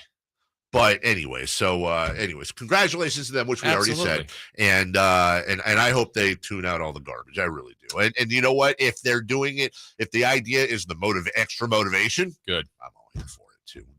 We just want to see them be successful, and obviously the Kings be successful. The Deshaun Watson punishment came down about 10 seconds after we got off the air.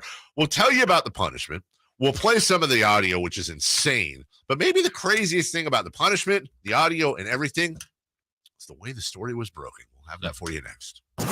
Check out the Golf to Go Hour with Frank LaRosa every week on Sactown Sports 1140. Get the latest on equipment, area courses, people that play the great game, and plenty of good conversations about golf. It's the Golf to Go Hour with Frank LaRosa every week on Sactown Sports 1140. Golf to Go is brought to you by the Hagen Oaks Golf Super Shop, America's most awarded golf facility, and Naturewood Home Furnishings, where it's all about choices and always about quality, and Safe Credit Union. Let us put you first.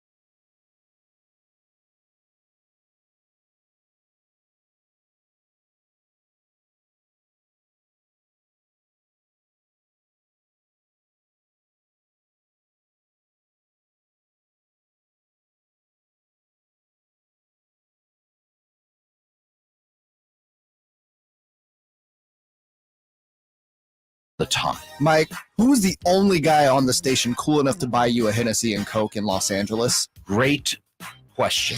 J Mars, better known as Justin Marshall. Tune to the all newly branded Sactown Sports 1140 for all your sports needs. All sports, all the time. What happened to him? Dude, you mixed him down. No. Mike Barnes. Gave him some delay. Nobody mixes Mike down. Wow.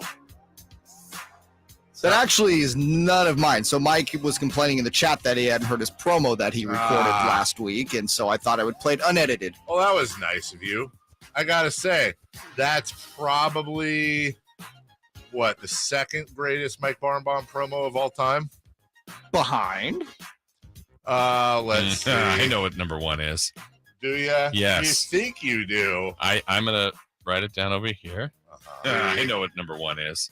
Do you? Yes. Well, it's not that. Reverb. You know what it is. Mike Barnbaum. Maybe the greatest radio promo ever. This is a city council meeting. And the speaker, Mike Barnbaum. Michael Barnbaum, Leanne Danielson, then Dr. Nathan Fairman. Hi, Angie. Councilwoman Angelique Ashby, Vice Mayor. Hi, Michael. Thank you. Good evening, City Council and audience. It is a big night in Sacramento. First of all, I want to thank the strong partnership from the Sacramento Kings, Oakland A's, and Sacramento Republic FC airing all of their games on Sports 1140 KHTK, Sactown Sports 1140. Sacramento Sports Station. As you know, you can call in on the Fire Wings hotline at 339-1140 or 1-800-920-1140. Fire Wings with 21 different flavors to choose from. Log on to firewings.com and tell them that Carmichael Dave sent you. I can't decide if my favorite part of the night is A, calling Kevin Nagel the Sacramento Republican, or B, Mike Barnbaum's advertisement for Carmichael Dave and or Hot Wings. I couldn't tell. Also, that Hot Wings place getting a lot of love the last couple of days. Yeah, can you get back on the air, please? Jeez. Hey, if Scott Navarro's listening, don't clip that up and send it to him.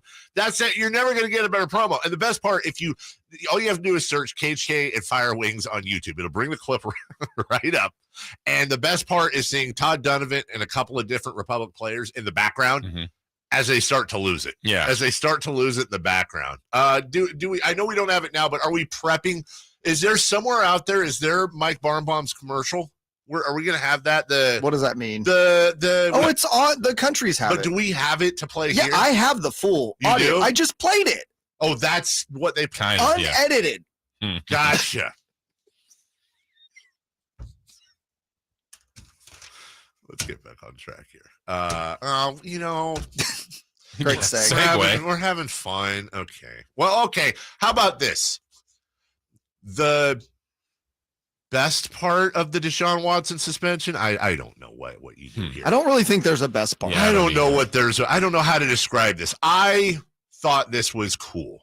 Unlike Mike Barnbaum, who is cool. Deshaun Watson, not cool. No, where I'm going is this is one of the, if not the biggest NFL story of the year. It's certainly up there. And everyone's waiting to see what's going to happen with Deshaun Watson. I mean, literally, there's like Watson watch. And so you're waiting, you're looking for Shefty. Yeah. You're looking for Peter King, maybe Mike Florio. Someone's going to break. The newsbreakers. Yeah. Not Joe Pasteris. Who's Joseph Pasteris? He's an independent Patriots and NFL reporter releasing news and updates from the best available sources. He lives in North Dartmouth, Massachusetts. He is 23 years old. And he right now, as of now, has 432 followers, up from, I think it was 85 when I first saw this. He broke the story. He literally broke the Deshaun Watson story complete with leaking the press release that had obviously been embargoed.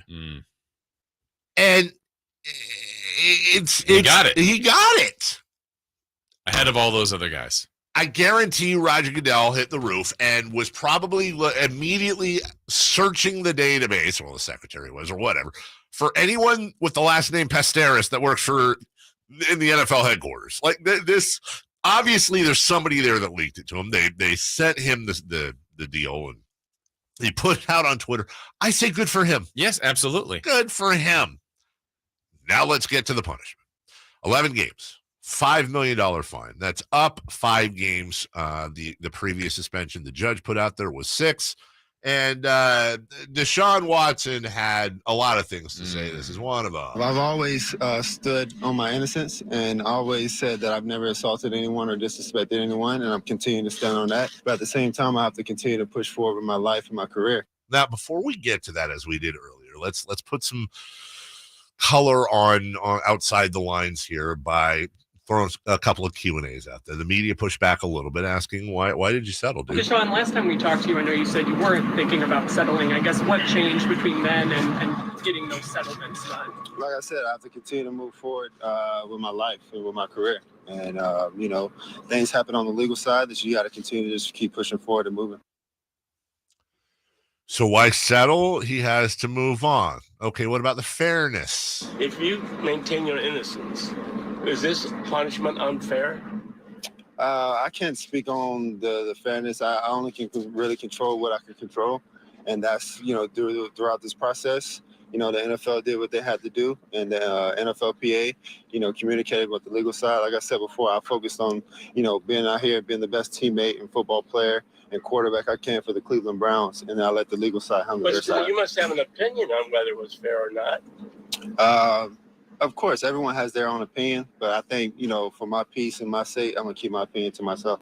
Yeah. Again, fight it. If you're claiming your innocence, appeal it, fight it, scream at the top of the mountaintops that I want another look at this. How about apologies? What are you apologizing for? Everyone that was affected about this situation. There was a lot of people that was triggered. But not the women that accused you of this? I've apologized to all women. So anybody that was affected, even yourself, everything. So I'm apologizing to everyone that was affected about this whole situation. Yeah, that's crap. It's just crap. Yeah. Like, I apologize, Dave, for my car backing into your car today. Sorry. Though I didn't do it, I'm apologizing to you. Apologizing. So I know it impacted a lot of people. And I didn't do it, but I'm apologizing. I've always tried to hold back on the whole character thing because, again, it's innocent until proven guilty. It doesn't matter if there's 5, 10, 15, 20, 200 people accusing you of something. We have a legal system for a reason, but we also have the court of public opinion. One person's accusing you of something. Okay, well, maybe I don't know. Maybe I can see. Maybe there's a fight. Maybe there's blackmail. I don't know. I allow for reasonable doubt. Sure.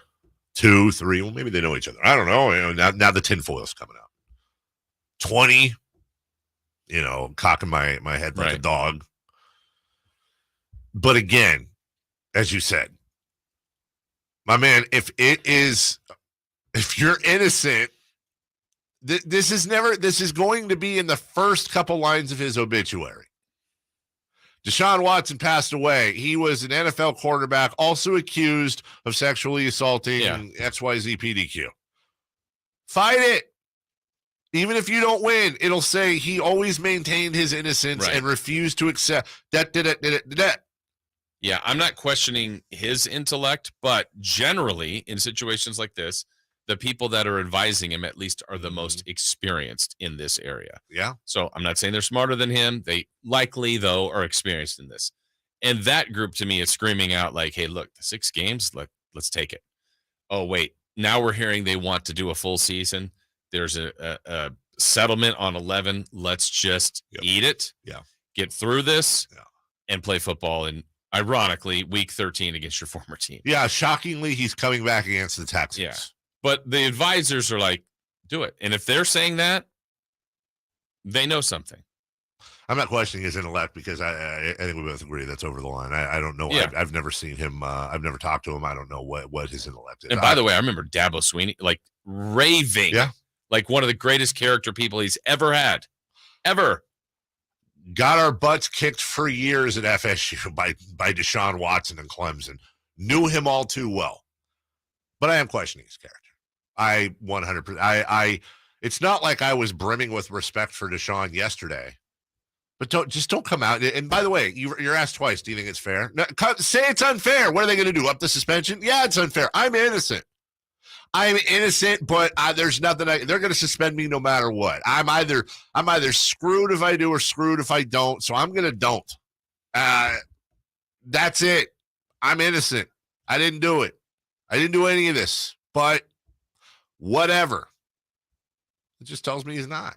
Yeah. That's all I needed to know. I knew it, we all kind of had our idea, and some people think nobody knows. I bet my house that he's not. And I'd be comfortable taking that house. I'd lifting it up off the foundation and taking it to the betting window in Vegas. Yep. So, by the way, I think if you do the math there, that's something like he had to pay out about $264,000 in fines per woman. But then there's the Brown side of things. Yeah, just a weird press conference from Jimmy Haslam. We'll, if you thought Deshaun Watson sounded slimy, we'll play this for you. And there's football realities here. Does this move the Jimmy G needle at all? We have to ask that question. We'll get to that next. Live and past broadcasts of the Carmichael Dave Show with Jason Ross and Cattles and Rami. Interviews, podcasts, and more. They all live on the Sactown Sports 1140 app. Download the app now in the App Store and Google Play. Nobody protects you from mayhem like Allstate. You hear that? I'm a torrential downpour. Torrential? What's that even mean? It means you can't see out of your windshield. And if you have the wrong car insurance, you might have to make it rain to fix your bumper. So switch to Allstate, save money, and be better protected from mayhem, like me. Based on coverage and limits selected, subject to terms, conditions, and availability. In most states, prices vary based on how you buy. Allstate Bar and Casualty Insurance Company and affiliates, Northbrook, Illinois. Sacramento weather is brought to you by the San Diego Tourism Authority. I'm Tamara Berg in the KCRA 3 Weather Center. It is Friday. You're out the door to a comfortable start to the day, but it's not going to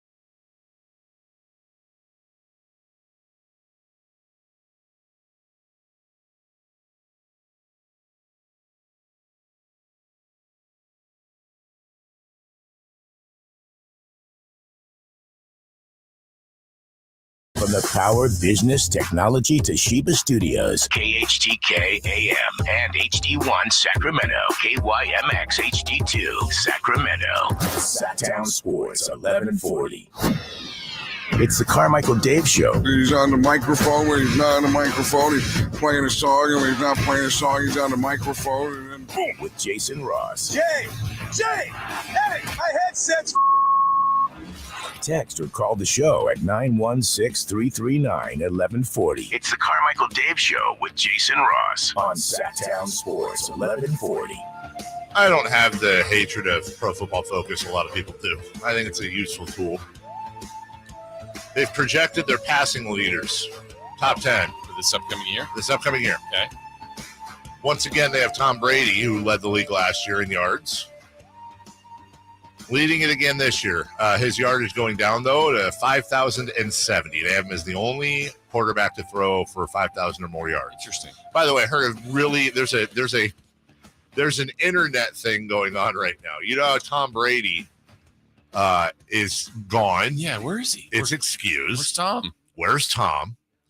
Todd Bowles, the coach, has been very mysterious about it, that it was a planned absence. The Buccaneers knew ahead of time. He can't say, nor can Tom. Neither of them are going to say where he's at.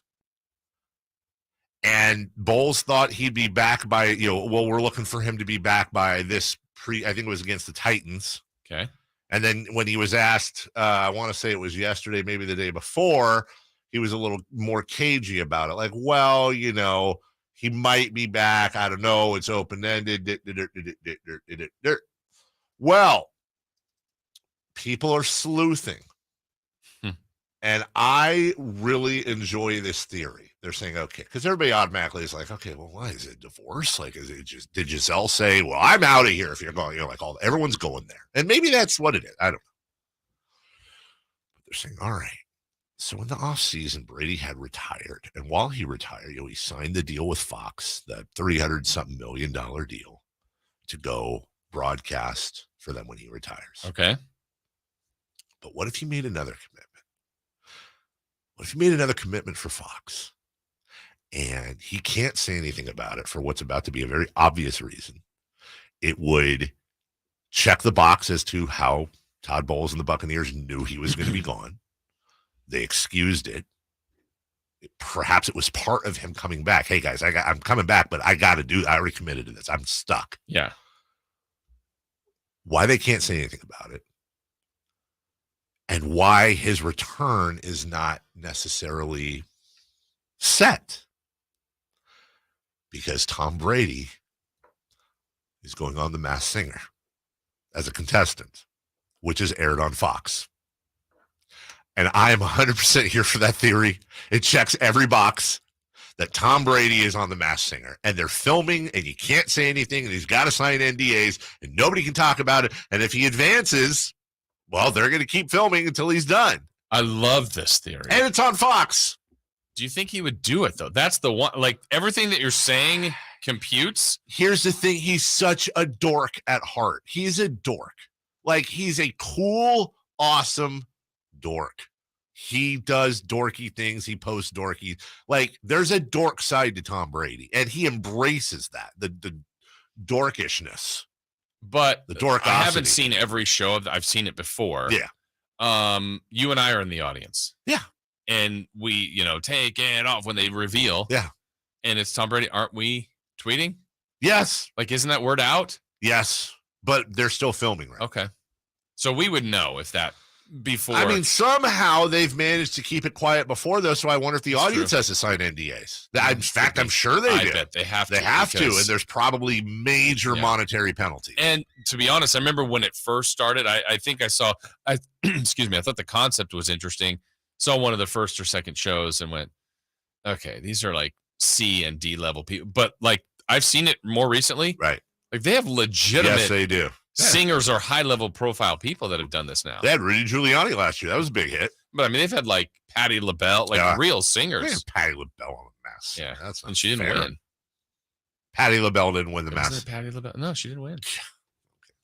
Anyways, I'm going with it. Tom Brady's on The Masked Singer. What's he singing? You've lost that love of feeling. I don't know. Billie Jean. I don't know. A Boston song. Yeah, it's more than a feeling. It might be out of his range, by the way. Top 10 PFF projected. I'm reading this for a reason. Okay. Number 1, Tom Brady. Number 2, Patrick Mahomes. Number 3, Matt Stafford. Number 4, Josh Allen. Justin Herbert, Dak Prescott, Joe Burrow, Aaron Rodgers, Kirk Cousins, Tua Tagovailoa. It's a pretty big jump for Tua, but Tyreek Hill. Rodgers 8th. Aaron Rodgers is 8th. Two-time That's not my problem. Okay. See, I'll do it once again. This is tough. Brady, Mahomes, Stafford, Allen, Herbert, Prescott, Burrow, Rodgers, Cousins, Tagovailoa. They said Tagovailoa was like, wait, what? Aaron Rodgers beat 8th? That's a little strange. It's not the strangest thing. Is there an omission that I'm missing? I think there is. It's the guy who finished 5th last year. It's the guy who plays in Las Vegas. It's the guy who just added Devontae Adams and has Hunter Renfrow and has Darren Waller and is really good and generally finishes somewhere in the neighborhood of the top 10. Yeah. How do you not have Derek Carr in the top 10? I mean, did someone get distracted by a hornet? Maybe the Tom Brady story. What? How do you not do that?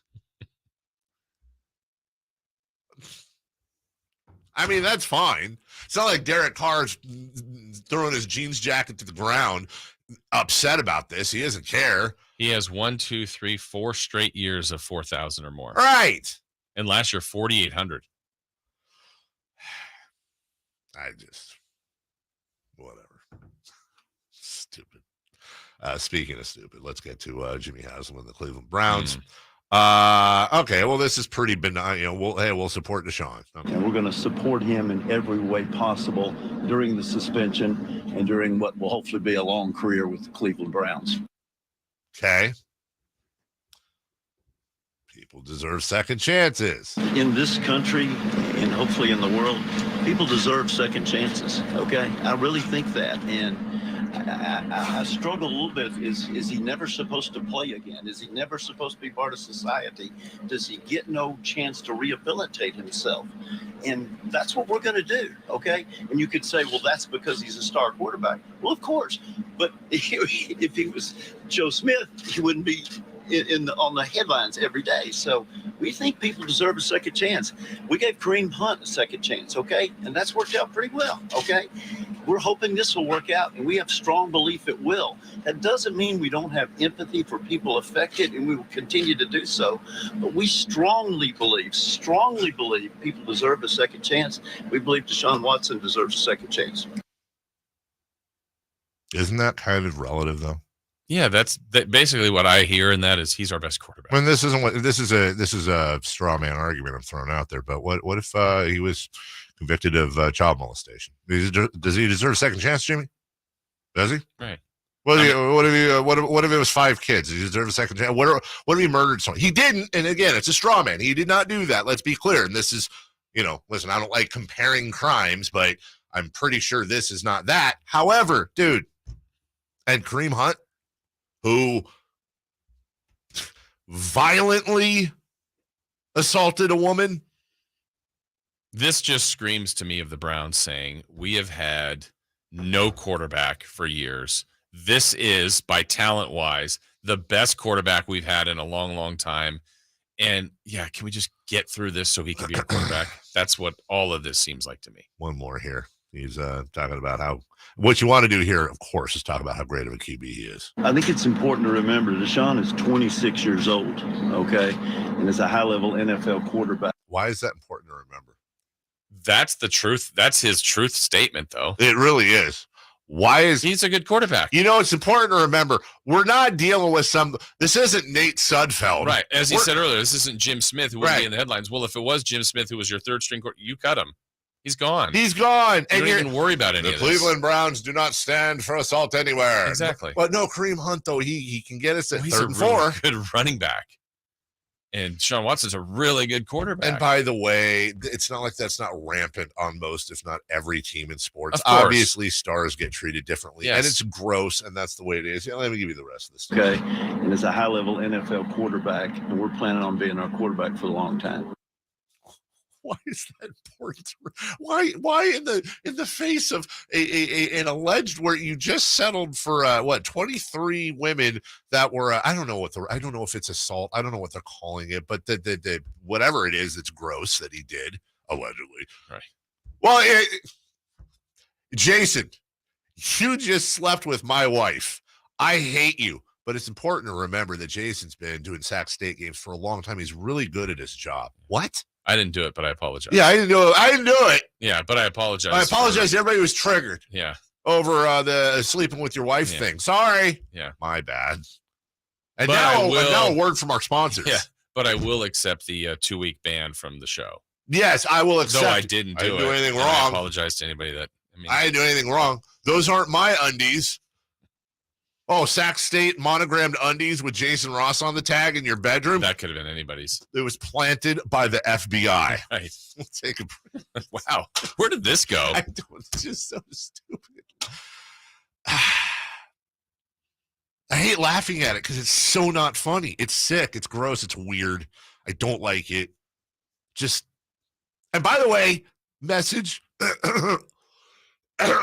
Getting choked up. Wow. Hey, owners of teams, you don't have to do the thing. You could just release a statement, Jimmy, saying we abhor XYZ PDQ in all forms. We have allowed the system to take its course. We have no comment other than we believe women everywhere. We will accept the suspension. And we look forward to Deshaun Watson making amends and returning to the NFL someday. And we're also donating $5 million to this women's shelter or something that actually matters. And that's it. You don't have to get in front of the cameras, you pompous clown. Not you, Jason. Yeah, you looked at me when you said it. We'll take a break when we come back. Why is this team always good? And why are there teams like them that are always good? What is the deal? Oh, by the way, old people still can do great things, and he proved this yesterday. We're back in 60 seconds. You ask for more 49ers coverage, and Sactown Sports 1140 listen. Let's go, Niner gang! Get all the latest 49ers news and notes online at SactownSports.com. Plus, make sure to follow us on IG at Sactown1140 for Emil Fergoso's live postgame show following every game. That is what we expect out of the Niner gang. Niners win! Your home for the most 49ers coverage in Sacramento. Sactown Sports 1140. Hey, it's Carmichael Day from my good friend Shelby at United Wholesale Lending. Shelby, Peter, the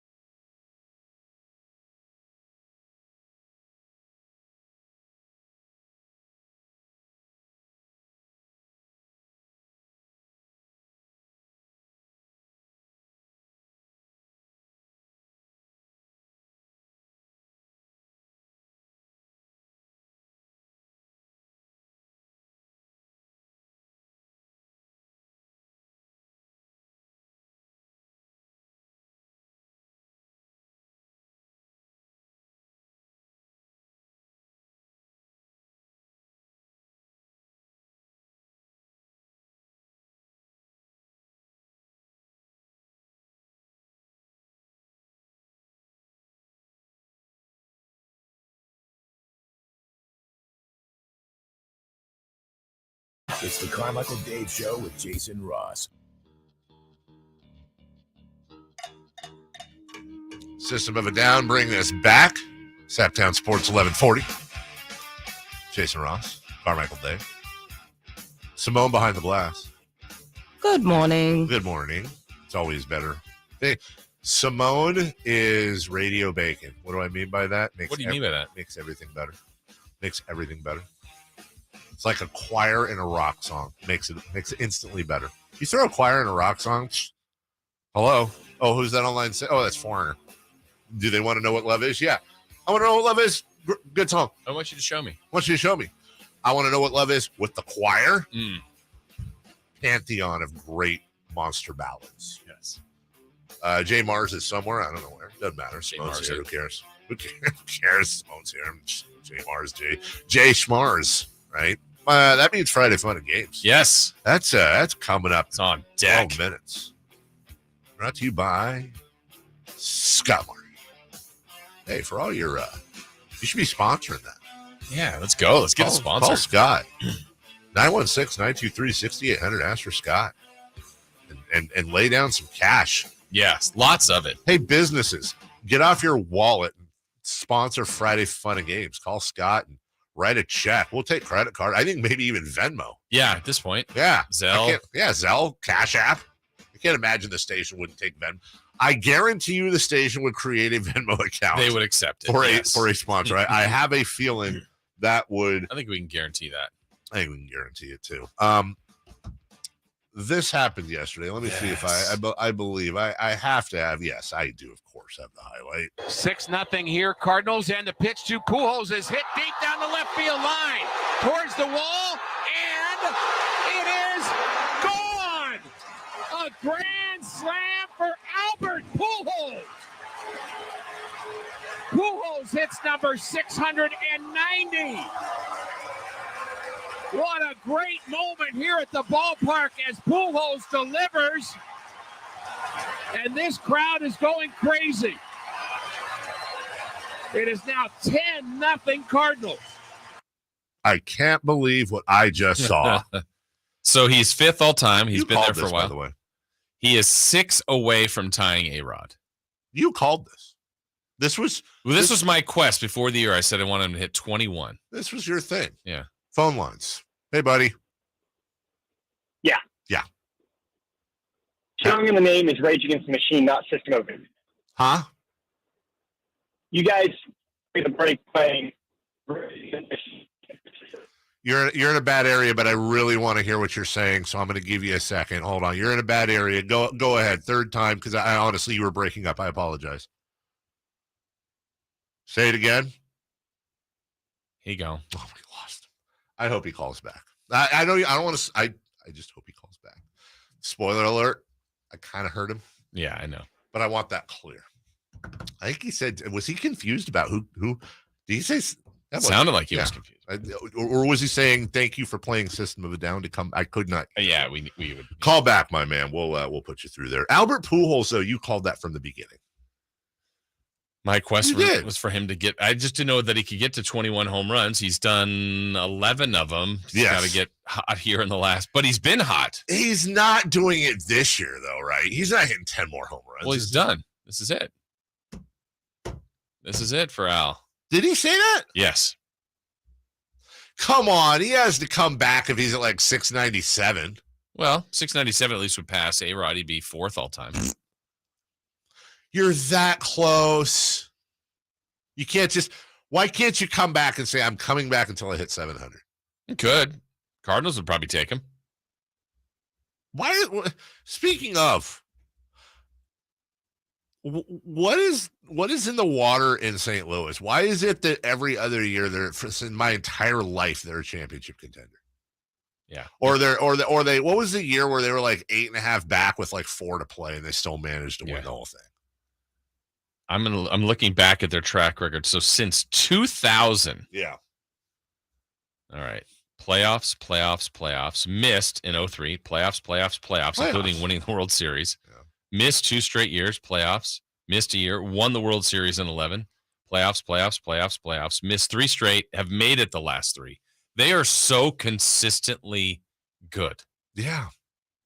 It's a great organization, and it's had Albert Pujols before, but they've also done the good job with extending players. Like Molina and Wainwright are still going. Wainwright won the game yet. Like, it's amazing what they're doing. They've won 4 in a row. They've won 7 of 10. They've opened up a 3-game lead on the Brewers in the Central. And you know what? Let me just make a point here. The Dodgers are in first in the West. The Mets are in first in the East. The Astros are in first in the West, and the Mariners are second. And the Yankees are in first in the East. Dare I say, the Yankees, the Astros, the Mariners, the Mets, the Braves, who are in second in the East, the Dodgers, and the Padres, that's 7 teams, have all been talked about ad nauseum far more than the first place St. Louis Cardinals this year, who, by the way, are 15 games above 500. Yeah. You know who, by the way, maybe the most under talked about story in baseball this year, and I don't get it, man. The Cleveland Guardians are in first place. I want to say, I think they're the youngest team in baseball. Yeah.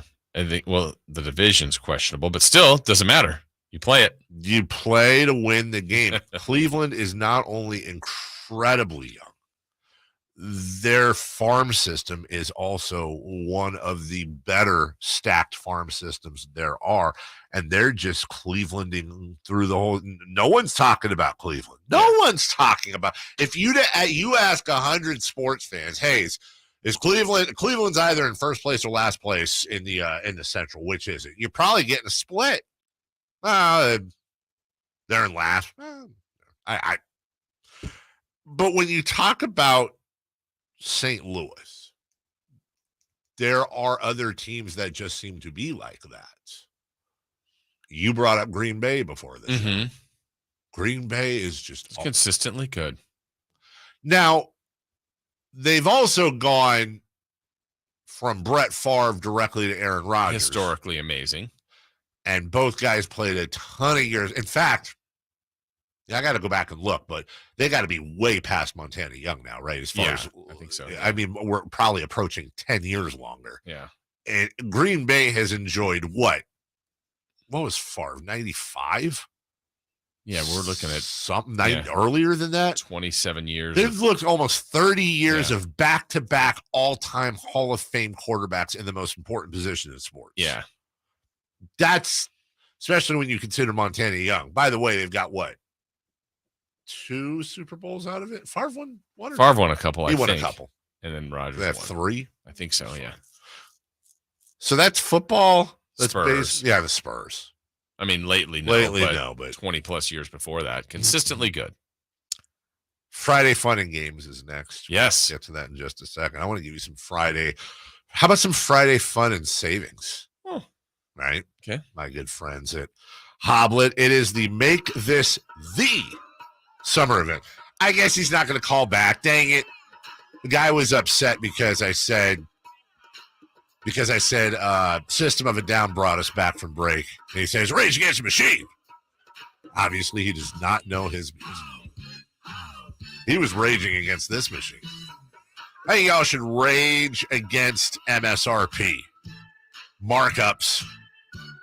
Hoblet right now, $12,000 off MSRP on new 2022 Ram 1500 Bighorn Crew Cab. Oh, hold on. Hey, fade this down a little bit, would you? Hey, it's Dave. Hi, sorry. Hello. Turn your radio down. Dave, how you doing? Hey, buddy. Yep. Okay. So you guys came back from the break playing Killing in the Name of. Yeah, by System of a Down. No, that's Rage Against the Machine. Oh, you're confused, my man. No. Yeah, Rage. Go ahead and Google. You got Google. Yeah, I did. Rage did. Okay, so Rage did songs like Aerials, Chop Suey, and whereas System of a Down did Killing in the Name of, Bulls on Parade. I think you're flip-flopping them, dude. You're so funny. I love your station. Thank you, David. Music back, please. $12,000 off MSRP on new 2022 Ram 1500 Bighorn Crew Cabs are 2.9% APR for 72 months with up to $10,750 in savings at Hoblet. Do you think Rage Against the Machine Serge Tankian would be upset if he heard this? I do. Do you think Zach De La Rosa of System of a Down would be upset if he heard that? I do. Know your music, David. Save up to $7,500 off MSRP on the new 2022 Ram 1500 Laramie. Crew Cabs are 2.9% APR for 72 months. That's up to $7,000 in savings. No dealer markup from Hoblet. Nothing on MSRP. No, they're actually discounting in many cases on some of the most popular models. It's insane because these other dealerships, they're popping up. These guys are discounting. That's why they are the #1 Ram truck dealer in all of California, #3 in the entire country. Search, select, and save at HobletDodge.com. No hassle, no pressure, ever dealership. Friday Fun and Games right after them.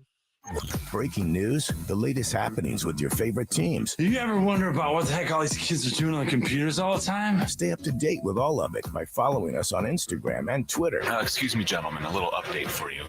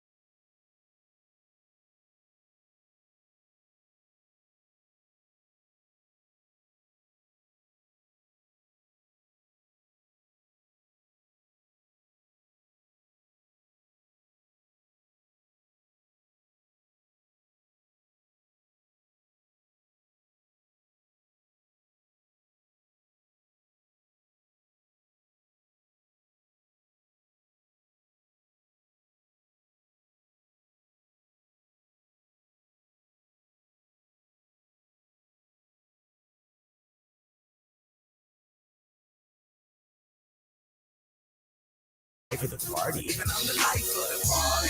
time I show up, his antics in the dorms of UC Davis were legendary, and he brings his fun and games to the show every Friday. It's Friday Fun and Games with KH2K's resident party starter, Jason Ross. All right, before it gets fun and games, 1-800-912-1140 phones are phoning today. Hey, it's Dave. It's Jason. Good morning. Hey, good morning, Dave. Hey, buddy. Hey, man, I'm going to take this call anonymously since they didn't take my name, but I just want to let you know. Yeah. You're 100% wrong. On what? Killing in the name of is by Rage Against the Machine. Dude, come on. Have you even heard? Are you doing a bit? 100%. Go Google it like the last caller said. Dude, they played that song I'm sorry, on I need an to step award in show. here. Hold on a second. Jay Marsh, former music director. Mr. Anonymous, I used to be a music director. Like, it was literally my job to know these things. Like, you guys really need to, like... Why is there two... Are they doing a bit? They are. It's hilarious, but... I've got the video in front of me. I'm watching Zach De La Rosa and System of a Down doing Killing in the Name of. Right here. It's MTV. Like, the original song is by Rage Against the Machine. No, if they did a cover, that's one thing. It is a cover. It is a cover. That is correct. It's a cover, but it's a cover of an Elvis song. Is he getting confused of when we played Losing My Religion earlier? Because that was Rage Against the Machine. I think they're just confusing the different beds. Is that what it is, buddy? Losing My Religion by R.E.M.? No, by Rage Against the Machine. I wasn't listening. Oh, Rage Against clearly. The Machine. Love you. Yeah, love you bye. too. All right, bye-bye. Oh, a lot of confused listeners this morning. Like, literally, Friday Fun and Games has already started. Do you have any idea how happy? I think we all know how happy. I think we're all happy about that. But normally the phone lines don't blow up for that, though. That's the interesting part about it. Usually you'll get the texts that come in, but the phone lines never blow up. The phone lines have blown up about that today. My favorite bit. Oh, my God. I don't ever want it to stop. Friday Fun and Games. Do we have a thingy? Or are we doing we already thingy. Oh, we did? I wasn't listening. I was too excited for the phone call. Would you like some music, Jason I Ross? would, and actually a special request today for the feud. The feud? Oh, yes. Let's play the feud. Let's play. Oh, Hey, my goodness. hey! Let's play if the feud. Play the Rage Against the Machine version. Well, hey! I'll tell you. Yeah. Let's play if the feud. Play the Rage Against the Machine version. I heard that before. David. Yeah. Hi. Center yourself. Well, what I'm doing. Harness your chi. What I'm doing, just so everybody knows, what I'm doing right now, because our station's computers, even though this is mine, but the connections are a little bit questionable. I am doing what we call vamping. Okay, because we're I getting had to valuable stop. time. Okay. Let's go. Stop and restart everything, and then I blew everyone's ears out. Yeah. Hi, we're a professional radio show with Friday Fun and Games. Here's Jay Ross. All right, let's play the feud. Let's play the feud. Today, we're going to go around and start with some questions. So, question number one, survey said 100 people surveyed. I don't know who they were, but they were surveyed. They were. Dave, you will lead us off. What is something that you keep in your car just in case? 9 answers on the board. Cash. Ding! Number one. Oh, my God. I'm the best ever. Jay Mars, what is something you keep in your car just in case? Condoms. Wow. Survey said. Simone, what is something you keep in your car just in case? There's a lady here. Napkins. Let me see. Survey says That's got to be number 2. No. I always have napkins in my car too. just in case. You never know when you spill something or you have a hanger. Something's happening. You got to have napkins. Wow, I would have napkins. All right, Carmichael Dave, what is something you keep in your car just in case? Careful, you have 2 strikes. I do. Or is this to steal a flash? It's a team game. A flashlight. Uh-oh. Oh, he's searching. And survey says. Oh, boy. Damn it. Damn it all the heck. Here are the other answers. Sorry. Flare. A flare gun. Like the little pins you put on your... Gas can. Okay, all right. Spare clothes or shoes. I do have a change of next. clothes always in my trunk. Jumper cables. Yeah. That. Why didn't we get that? A map. A map? No. What is guy? What is I that? reject that. Spare tire. Yeah. First aid kit. And food or water. I got to be honest. All those make sense. I'm very disappointed napkins was. I'm more that one was a really good answer. Everyone has napkins. All right, Thank you. here we go. Question 2. Let's do a little better. We got 1 out of 9. That was terrible. It's important to remember I got the one though. And it was number one. Answer. Yeah. Top 8 answers on the board. Okay. This is my favorite Friday Funny Games, by the way. If there was a store that only sold husbands, most people would try to buy one with what? Top 8 answers are on the board. Mechanical ability. That could fix things, is what I mean. Mr. Fix-It? Yeah. Survey says... What's what I look for when I'm shopping for husbands. I need you to fix things, Bob. J. Mars, one strike on the board. Can I just clarify here? You mean buy one with? You're not saying like with a credit card or Yeah, that's what I thought you meant. No, at like first. you would want your husband to have this quality. Yeah. All right. So you're buying one with what? Let's go with sexy. Okay, I think we're going to go with, yes, answer number 6. Wow. Good body, good butt. Yeah, see, that qualifies. Yeah, let's see what happens when your door breaks or the dishwasher breaks. He can fix it with his butt. It was the 9th answer. Okay. Simone, 7 answers still on the board. 1 strike for Team Sactown Sports. Yes, Team Rage Against the Machine. Yes. This should be right up your alley. We need someone in the kitchen. Someone who could cook. Someone who can cook. Good answer. Survey said. No! Really? Man. Carmichael Dave. This is hard. The game. Question. Yeah. 2 strikes. Come the opposing team over there can steal the. Okay, I got one. All right, you got it. If I'm shopping for husbands, they've got to have this. A good sense of humor. Survey says number 2. Yes. Personality and humor. All right, now we've regrouped. J. Mars, 2 strikes. Keep the team going. I'm going to say money. Money. Number 5, bank account. Wow, we're cleaning it up now. All right, still 5 more answers on the board. Simone, keep it going. I mean, I feel like this is a pass from that, but job security? Number 1 answer on the board. This team is on fire. You get 2 strikes and you get going. Dave, 4 answers still on the board. 1 strike, question over. Name something you would buy. Your husband's store was out there, right? You want to buy one with what? I don't know how to say this, but like good in-laws. Like that's a good family. Answer. Good answer. Survey says. All right, still out there, a brain. Oh, who wants that? I don't know who would have said this. Head of hair. Wow. Number 4, heart and character. I was going to go with that next. Hold on a second. What's next? Courage? Is this the Wizard of Oz? And number 3 is a warranty or a guarantee. I was going to say no warrants. I was going to say FICO score. Okay, let's go. We got 2 more here. One more here. We got one more. One more, and then we got to go to fast money. Oh, or do we want to go? Do we have time to go to? Should we go to we have fast all the money time. now? I just screw the We news. have We got about all the time. 2 minutes left in this break. That we can carry on. It's fine. Okay, love this. Here we go. Name something you would do if you were sitting next to a person on a plane with BO. Top 8 answers on the board. Carmichael Dave, you lead off. I would breathe through my mouth. Okay. Survey says we're going to go with this. Answer 2: cover nose, cover and nose. a mask. Yeah, that works. Yeah, we're going to accept that. Adjust breathing. J. Mars. I would hide out in the bathroom. Hey, you got number 8. I didn't think that would happen. Good for you. Well no done. Strikes on the BO question. Which he usually does either way on a plane. So much pressure. Simone, name something you would do if a person you were sitting next to on the plane had BO. Wow. No. Try and switch seats. I don't know. Switch seats. Yeah. Good answer. Good answer. The number 1 answer. Wow. Well done. So you have number 1, number 2, number 8. Carmichael Dave. I would turn on that fan thingy above you. twist open the fan. Okay.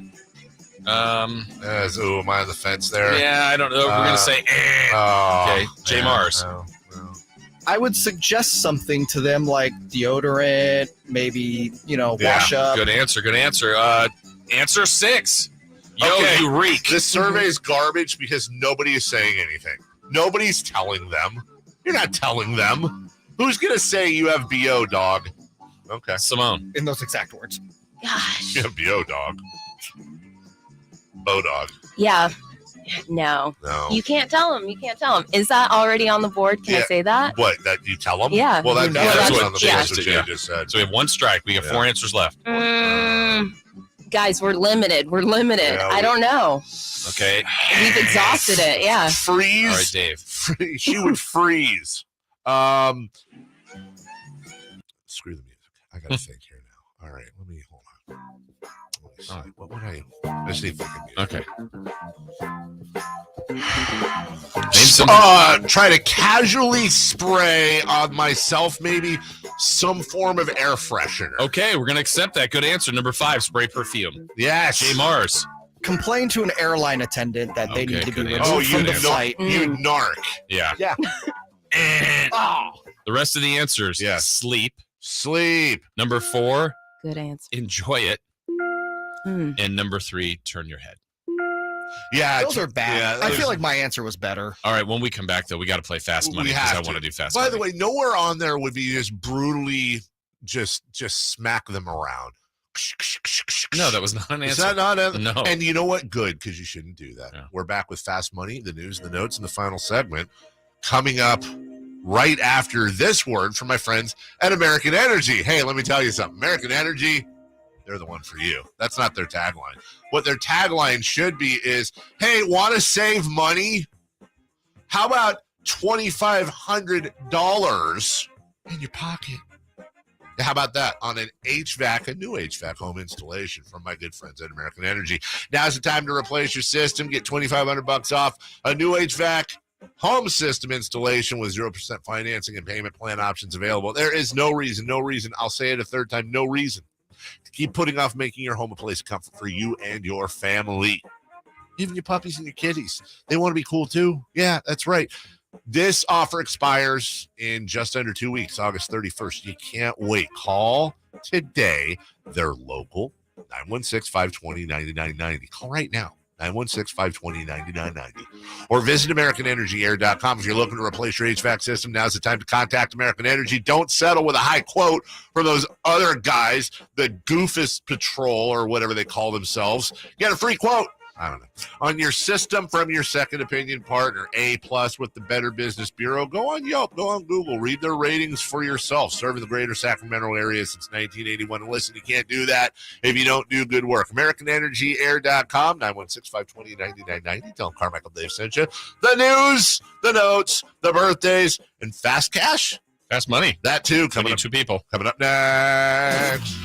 You want more Kings coverage? Sactown Sports 1140's giving it to you. You know, you'll be watching and thinking, man, like, I guess Keegan, he's maybe not as good today. And then you look up and he's got, 12 and 8, and it's, the second quarter, and he is just so calm, so efficient. I think it's absolutely what Sacramento needs. I think there's this sense that something special is starting to fall into place. Log on to SactownSports.com for exclusive content. SactownSports.com.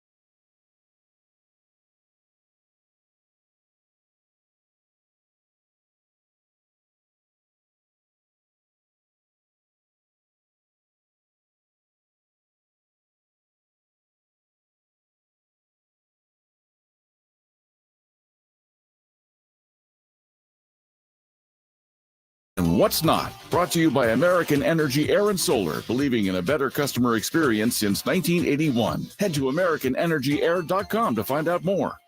What's hot? Yeah, hot. Real hot. And what's not? It's not good. Brought to you by American Energy Air and Solar, Sacramento's complete heating and cooling company and second opinion partner. Who's hot, you ask? Us with those family feud. That too. Close. That's hot. Old men are hot. Old men? Yeah. Yeah, they are. Specifically, Albert Pujols. They're distinguished. That's what the girls keep saying about my gray beard. It's distinguished. See how I did that? Made it about me. Back to you, Jay. Thank you. Albert Pujols had a pinch hit grand slam, and Adam Wainwright pitched 7 scoreless innings yesterday. The Cardinals are the first team in MLB history to have a 40-year-old hit a grand slam and another 40-year-old throw at least 7 shutout innings in the same game, according to our good friend Elias. Who goes back through every game? I just told you. Elias has a lot of time on his hands, or her. Too much time. You know who's not hot is those gosh darn Boston Red Sox. You want to know why? Oh, because they're lames. Yesterday was the 3rd time the Pirates have scored at least 7 runs on the Red Sox. The Pirates suck, by the way. The others were a 9-1 win on September 17th, 2014, and a 7-3 win in Game 1 of the 1903 World Series when the Red Sox were the Boston Americans. Do you know who was pitching for Boston that day? Wheels down McGillicuddy. Close. Babe Ruth. Close. Christy Mathewson. Cy Young. Oh, that guy. Cy's youngest. You know, the Boston Red Sox have been terrible since Nick Cattle's relocated. Wow. Not saying it's his fault directly. I'm not saying it's not his fault directly. There has not been a Boston championship. There has not. And by the way, there was like 111 team beforehand. Yeah, but there is one championship right now on the phone lines, 916-339-1140. Caller number 3, we're going to send you to check out Sail On. Sail On. They're going to be at Hellwig Winery on August 27th. You want to check out Sail On, drink some good wine at Hellwig Winery, call in right now, 916-339-1140. From the YouTube chat, welcome to Walter Carroll, who's been very, very active in the chat today. True story, I was on an airplane from San Francisco to Charlotte, and a mother gave her child a harmonica. That harmonica would have been stored somewhere. Exactly. At some point. All right. What do you need from me? Do you need Fast Money? We need 2 contestants. Since Simone is running the show in there, we'll have Jay Mars leave the room because he will hear your answers. Get out, Jay. He will be the closer. You'll be the starter. Fast Money and Family Feud, you're trying to get us 200 points. Okay. Okay, we'll go with this. Is that music. what we want, Family Feud? Either way, we can go with this. All right. Get out. Jay's still in there? Let him hold. All right, here we go. Carmichael Dave. 15 seconds are on the board, I think. I don't know. 20. We got to go through these quickly as you possibly can. All right, just me and you here. You ready? Locked in. Locked in. Something you find in a breakfast buffet. Croissants. Okay. Name a state that has a lot of sports teams. California. Name a common candy bar component. Nougats. What is wrong with you? Good luck, Jay. Name something that grows faster than you want it to. Grass. Name an occupation that begins with the letter J. Janitor. Bing. Okay. Well, now let's tally your points. Jay can stay outside still. Yeah. Can I change anything? No, that was your Nuggets. When I said something you find in a breakfast buffet, you went with croissants. Survey says. Oh, hold on. Let me get croissants. Survey says. No, I don't even have the 0. I have a buzzer on here. No points. Oh, all right. Wow. Name. Brutal. Yeah, beyond brutal. Name a state that has a bunch of sports teams. Number 1 answer. You said California. Number 1 answer. 30 points. Yes, made up. Okay. Name a common candy bar component. You said Son of a nougat. Nougat, baby. 10 points. Hey, 10 points. Hey. I had the buzzer brought up. All right, let's get it. Name something that grows faster than you want it to. You said grass. Grass. I'm gonna say it's gonna be something on your face or something. But 14 points. And lastly, name an occupation that begins with the letter J. You said janitor. 62 Yo, points. and quick math, 76, 86, 116. And we're trying to get to 200, 200. right? All right, Jay Mars. Did my job. Did my job. Jay Mars, good news. Your teammate is dominant. Carmichael Dave got you 116 of the 200 points you need. And 0 on one of my answers, by the way. Hey, That's no what they hints. Oh, sorry. So yours will be a little more difficult. You can't repeat the same answers that Carmichael Dave had. If you hit, you'll hear me go, and you'll get a repeat. J. Mars, ready? Yeah. Something you find in a breakfast buffet. Sausage. Name a state that has a lot of sports teams. California. Texas. Name a common candy bar component. Chocolate. Name something that grows faster than you want it to. Kids. Name an occupation that begins with the letter J. Gigolo. That's a G. Jet setter. Fantastic. Okay, let me get the buzzer Fantastic. Ready. Gigolo. So good. Your answers were great until the J. All right. So Carmichael Dave, let's remind everybody of his answers. Yeah. He got 116 points. That's right, which is more than halfway to 200. So I did my job in some Thank you, years. mathematician. Yeah. All right. Something you find in a breakfast buffet. By the way, Dave said croissants. That got 0. I choked out of the game, dude. J. Mars said sausage, and you get 19 points. Well Pretty done. good. What are we at Number there? one answer. Number one Good. answer is bacon. Number one answer was eggs. Oh. You know those things? Yeah, they are the eggs. All right. So you guys are at 135. Name a state that has a lot of sports teams. Carmichael Dave went with California. That's right. J. Mars said Texas. And that is going to get, sorry, I got to scroll down here to get to that answer. That is 13 more points. Not great so far. Florida. Number one was New York. New York. Yeah. Oh, there's a lot of teams there. Huh? Okay. Name a common candy bar component. Dave went with nougat. J. Mars said chocolate. Got to be number one. Chocolate is the number one answer. Yeah. 36 points. 36 Are we there points. yet? I don't even know the math here. No, not yet. 116, 129, 139, 148, 178, 182. We're 18 away. And is this the last one? Second to last. Second to My last one won't get me, so. All right. So we need it here. All right. We need it here. Need it here. Name something that grows faster than you want it to. This was a clever answer. And you need 18 I don't points. think he's getting 18 out of it. For kids, Kids. 13. Oh, no! The number one answer was hair or unibrow. Yeah, I knew it was going to be the face. All right. But he went with jet setter. Name an occupation that begins with the letter J. Carmichael Dave had the number one answer. And janitor, jet setter, you need 5 points. Yeah, you know what? I remember applying for jet setter back when I was in my 20s. Survey said no. 5 points short. I had 116, right? Yeah. And so that means, let's see, quick Wait, math. if I'm doing the math correctly, sorry, I had to do that fast. Yeah, like 74 points, I think. 116 plus 19 is 135, right? Yeah. 145, 148. Oh, hold on. Let me help you here. I think it's actually 3 points short. 3 points short. Great job, Jay. Gigolo. Fantastic. Gigolo. Starts with a croissant. Starts with a J. Nougat. You know what? That's actually a funny thing to call someone. I'll wear that. Shut up, croissant. Were you thinking? Honestly, were you thinking Juggalo? No, I was thinking Gigolo. Because I just Juggalo can't spell. starts with a J. All right.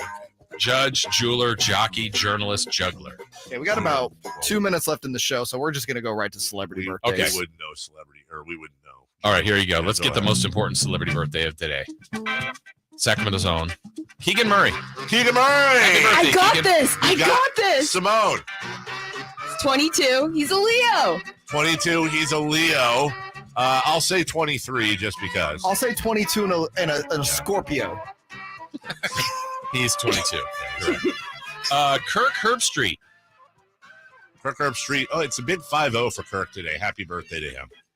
Kirky's 47. Simone. Oh, sorry. 48. Fine. 53 for Kirk Herbstreit. Boo. How about cut it out, John Stamos? Oh, Johnny boy. The dreamy John Stamos. John Stamos is 60. 65. 62. 59. Yeah, He's not a baby. 60 shit? That's right. Everyone knows that. Dang. How about happy birthday to Bill Clinton? Bill Clinton is. I did not I'm not going to have a birthday. weird Bill Clinton impersonations. What is I don't even know. It's like an old man. Bill Clinton is 80. Jay? 77. Simone? 78. Why is Simone's thinking posture like this? 76. All my brain power. Good work, Jay Mars. 76. Let's end with... So Bill Clinton is younger than our current president and the same age as our former president. That's funny. All right, we'll finish with Matthew Perry. Matthew Perry. Matty P. Matty P is 55. 56. 57. 53. 53. It's not that old. There you go. Always gets my blood going at the end of this thing. Thanks to everybody, by the way, in the job, YouTube chat playing along. Look at them playing along with this, with the birthdays and playing along with the Family Feud stuff. That was my favorite Friday Fun and Games ever. Okay. I'm just gonna say that was Until the next one. Okay. For Simone, for Jay, for Jason, I'm Dave. Jim Rome is next. Have a great weekend. Be safe. Bye now. Sactown Sports 1140 is broadcasting live on YouTube. To me, it's a must-watch. Check out the Carmichael Dave Show with Jason Ross and the Cattles and Rami Show. Plus, get exclusive content. Search Sactown Sports 1140 on YouTube. Nobody protects you from mayhem like Allstate. You hear that? I'm a torrential downpour. Torrential? What's that even mean? It means you can't see out of your windshield. And if you have the wrong car insurance, you might have to make it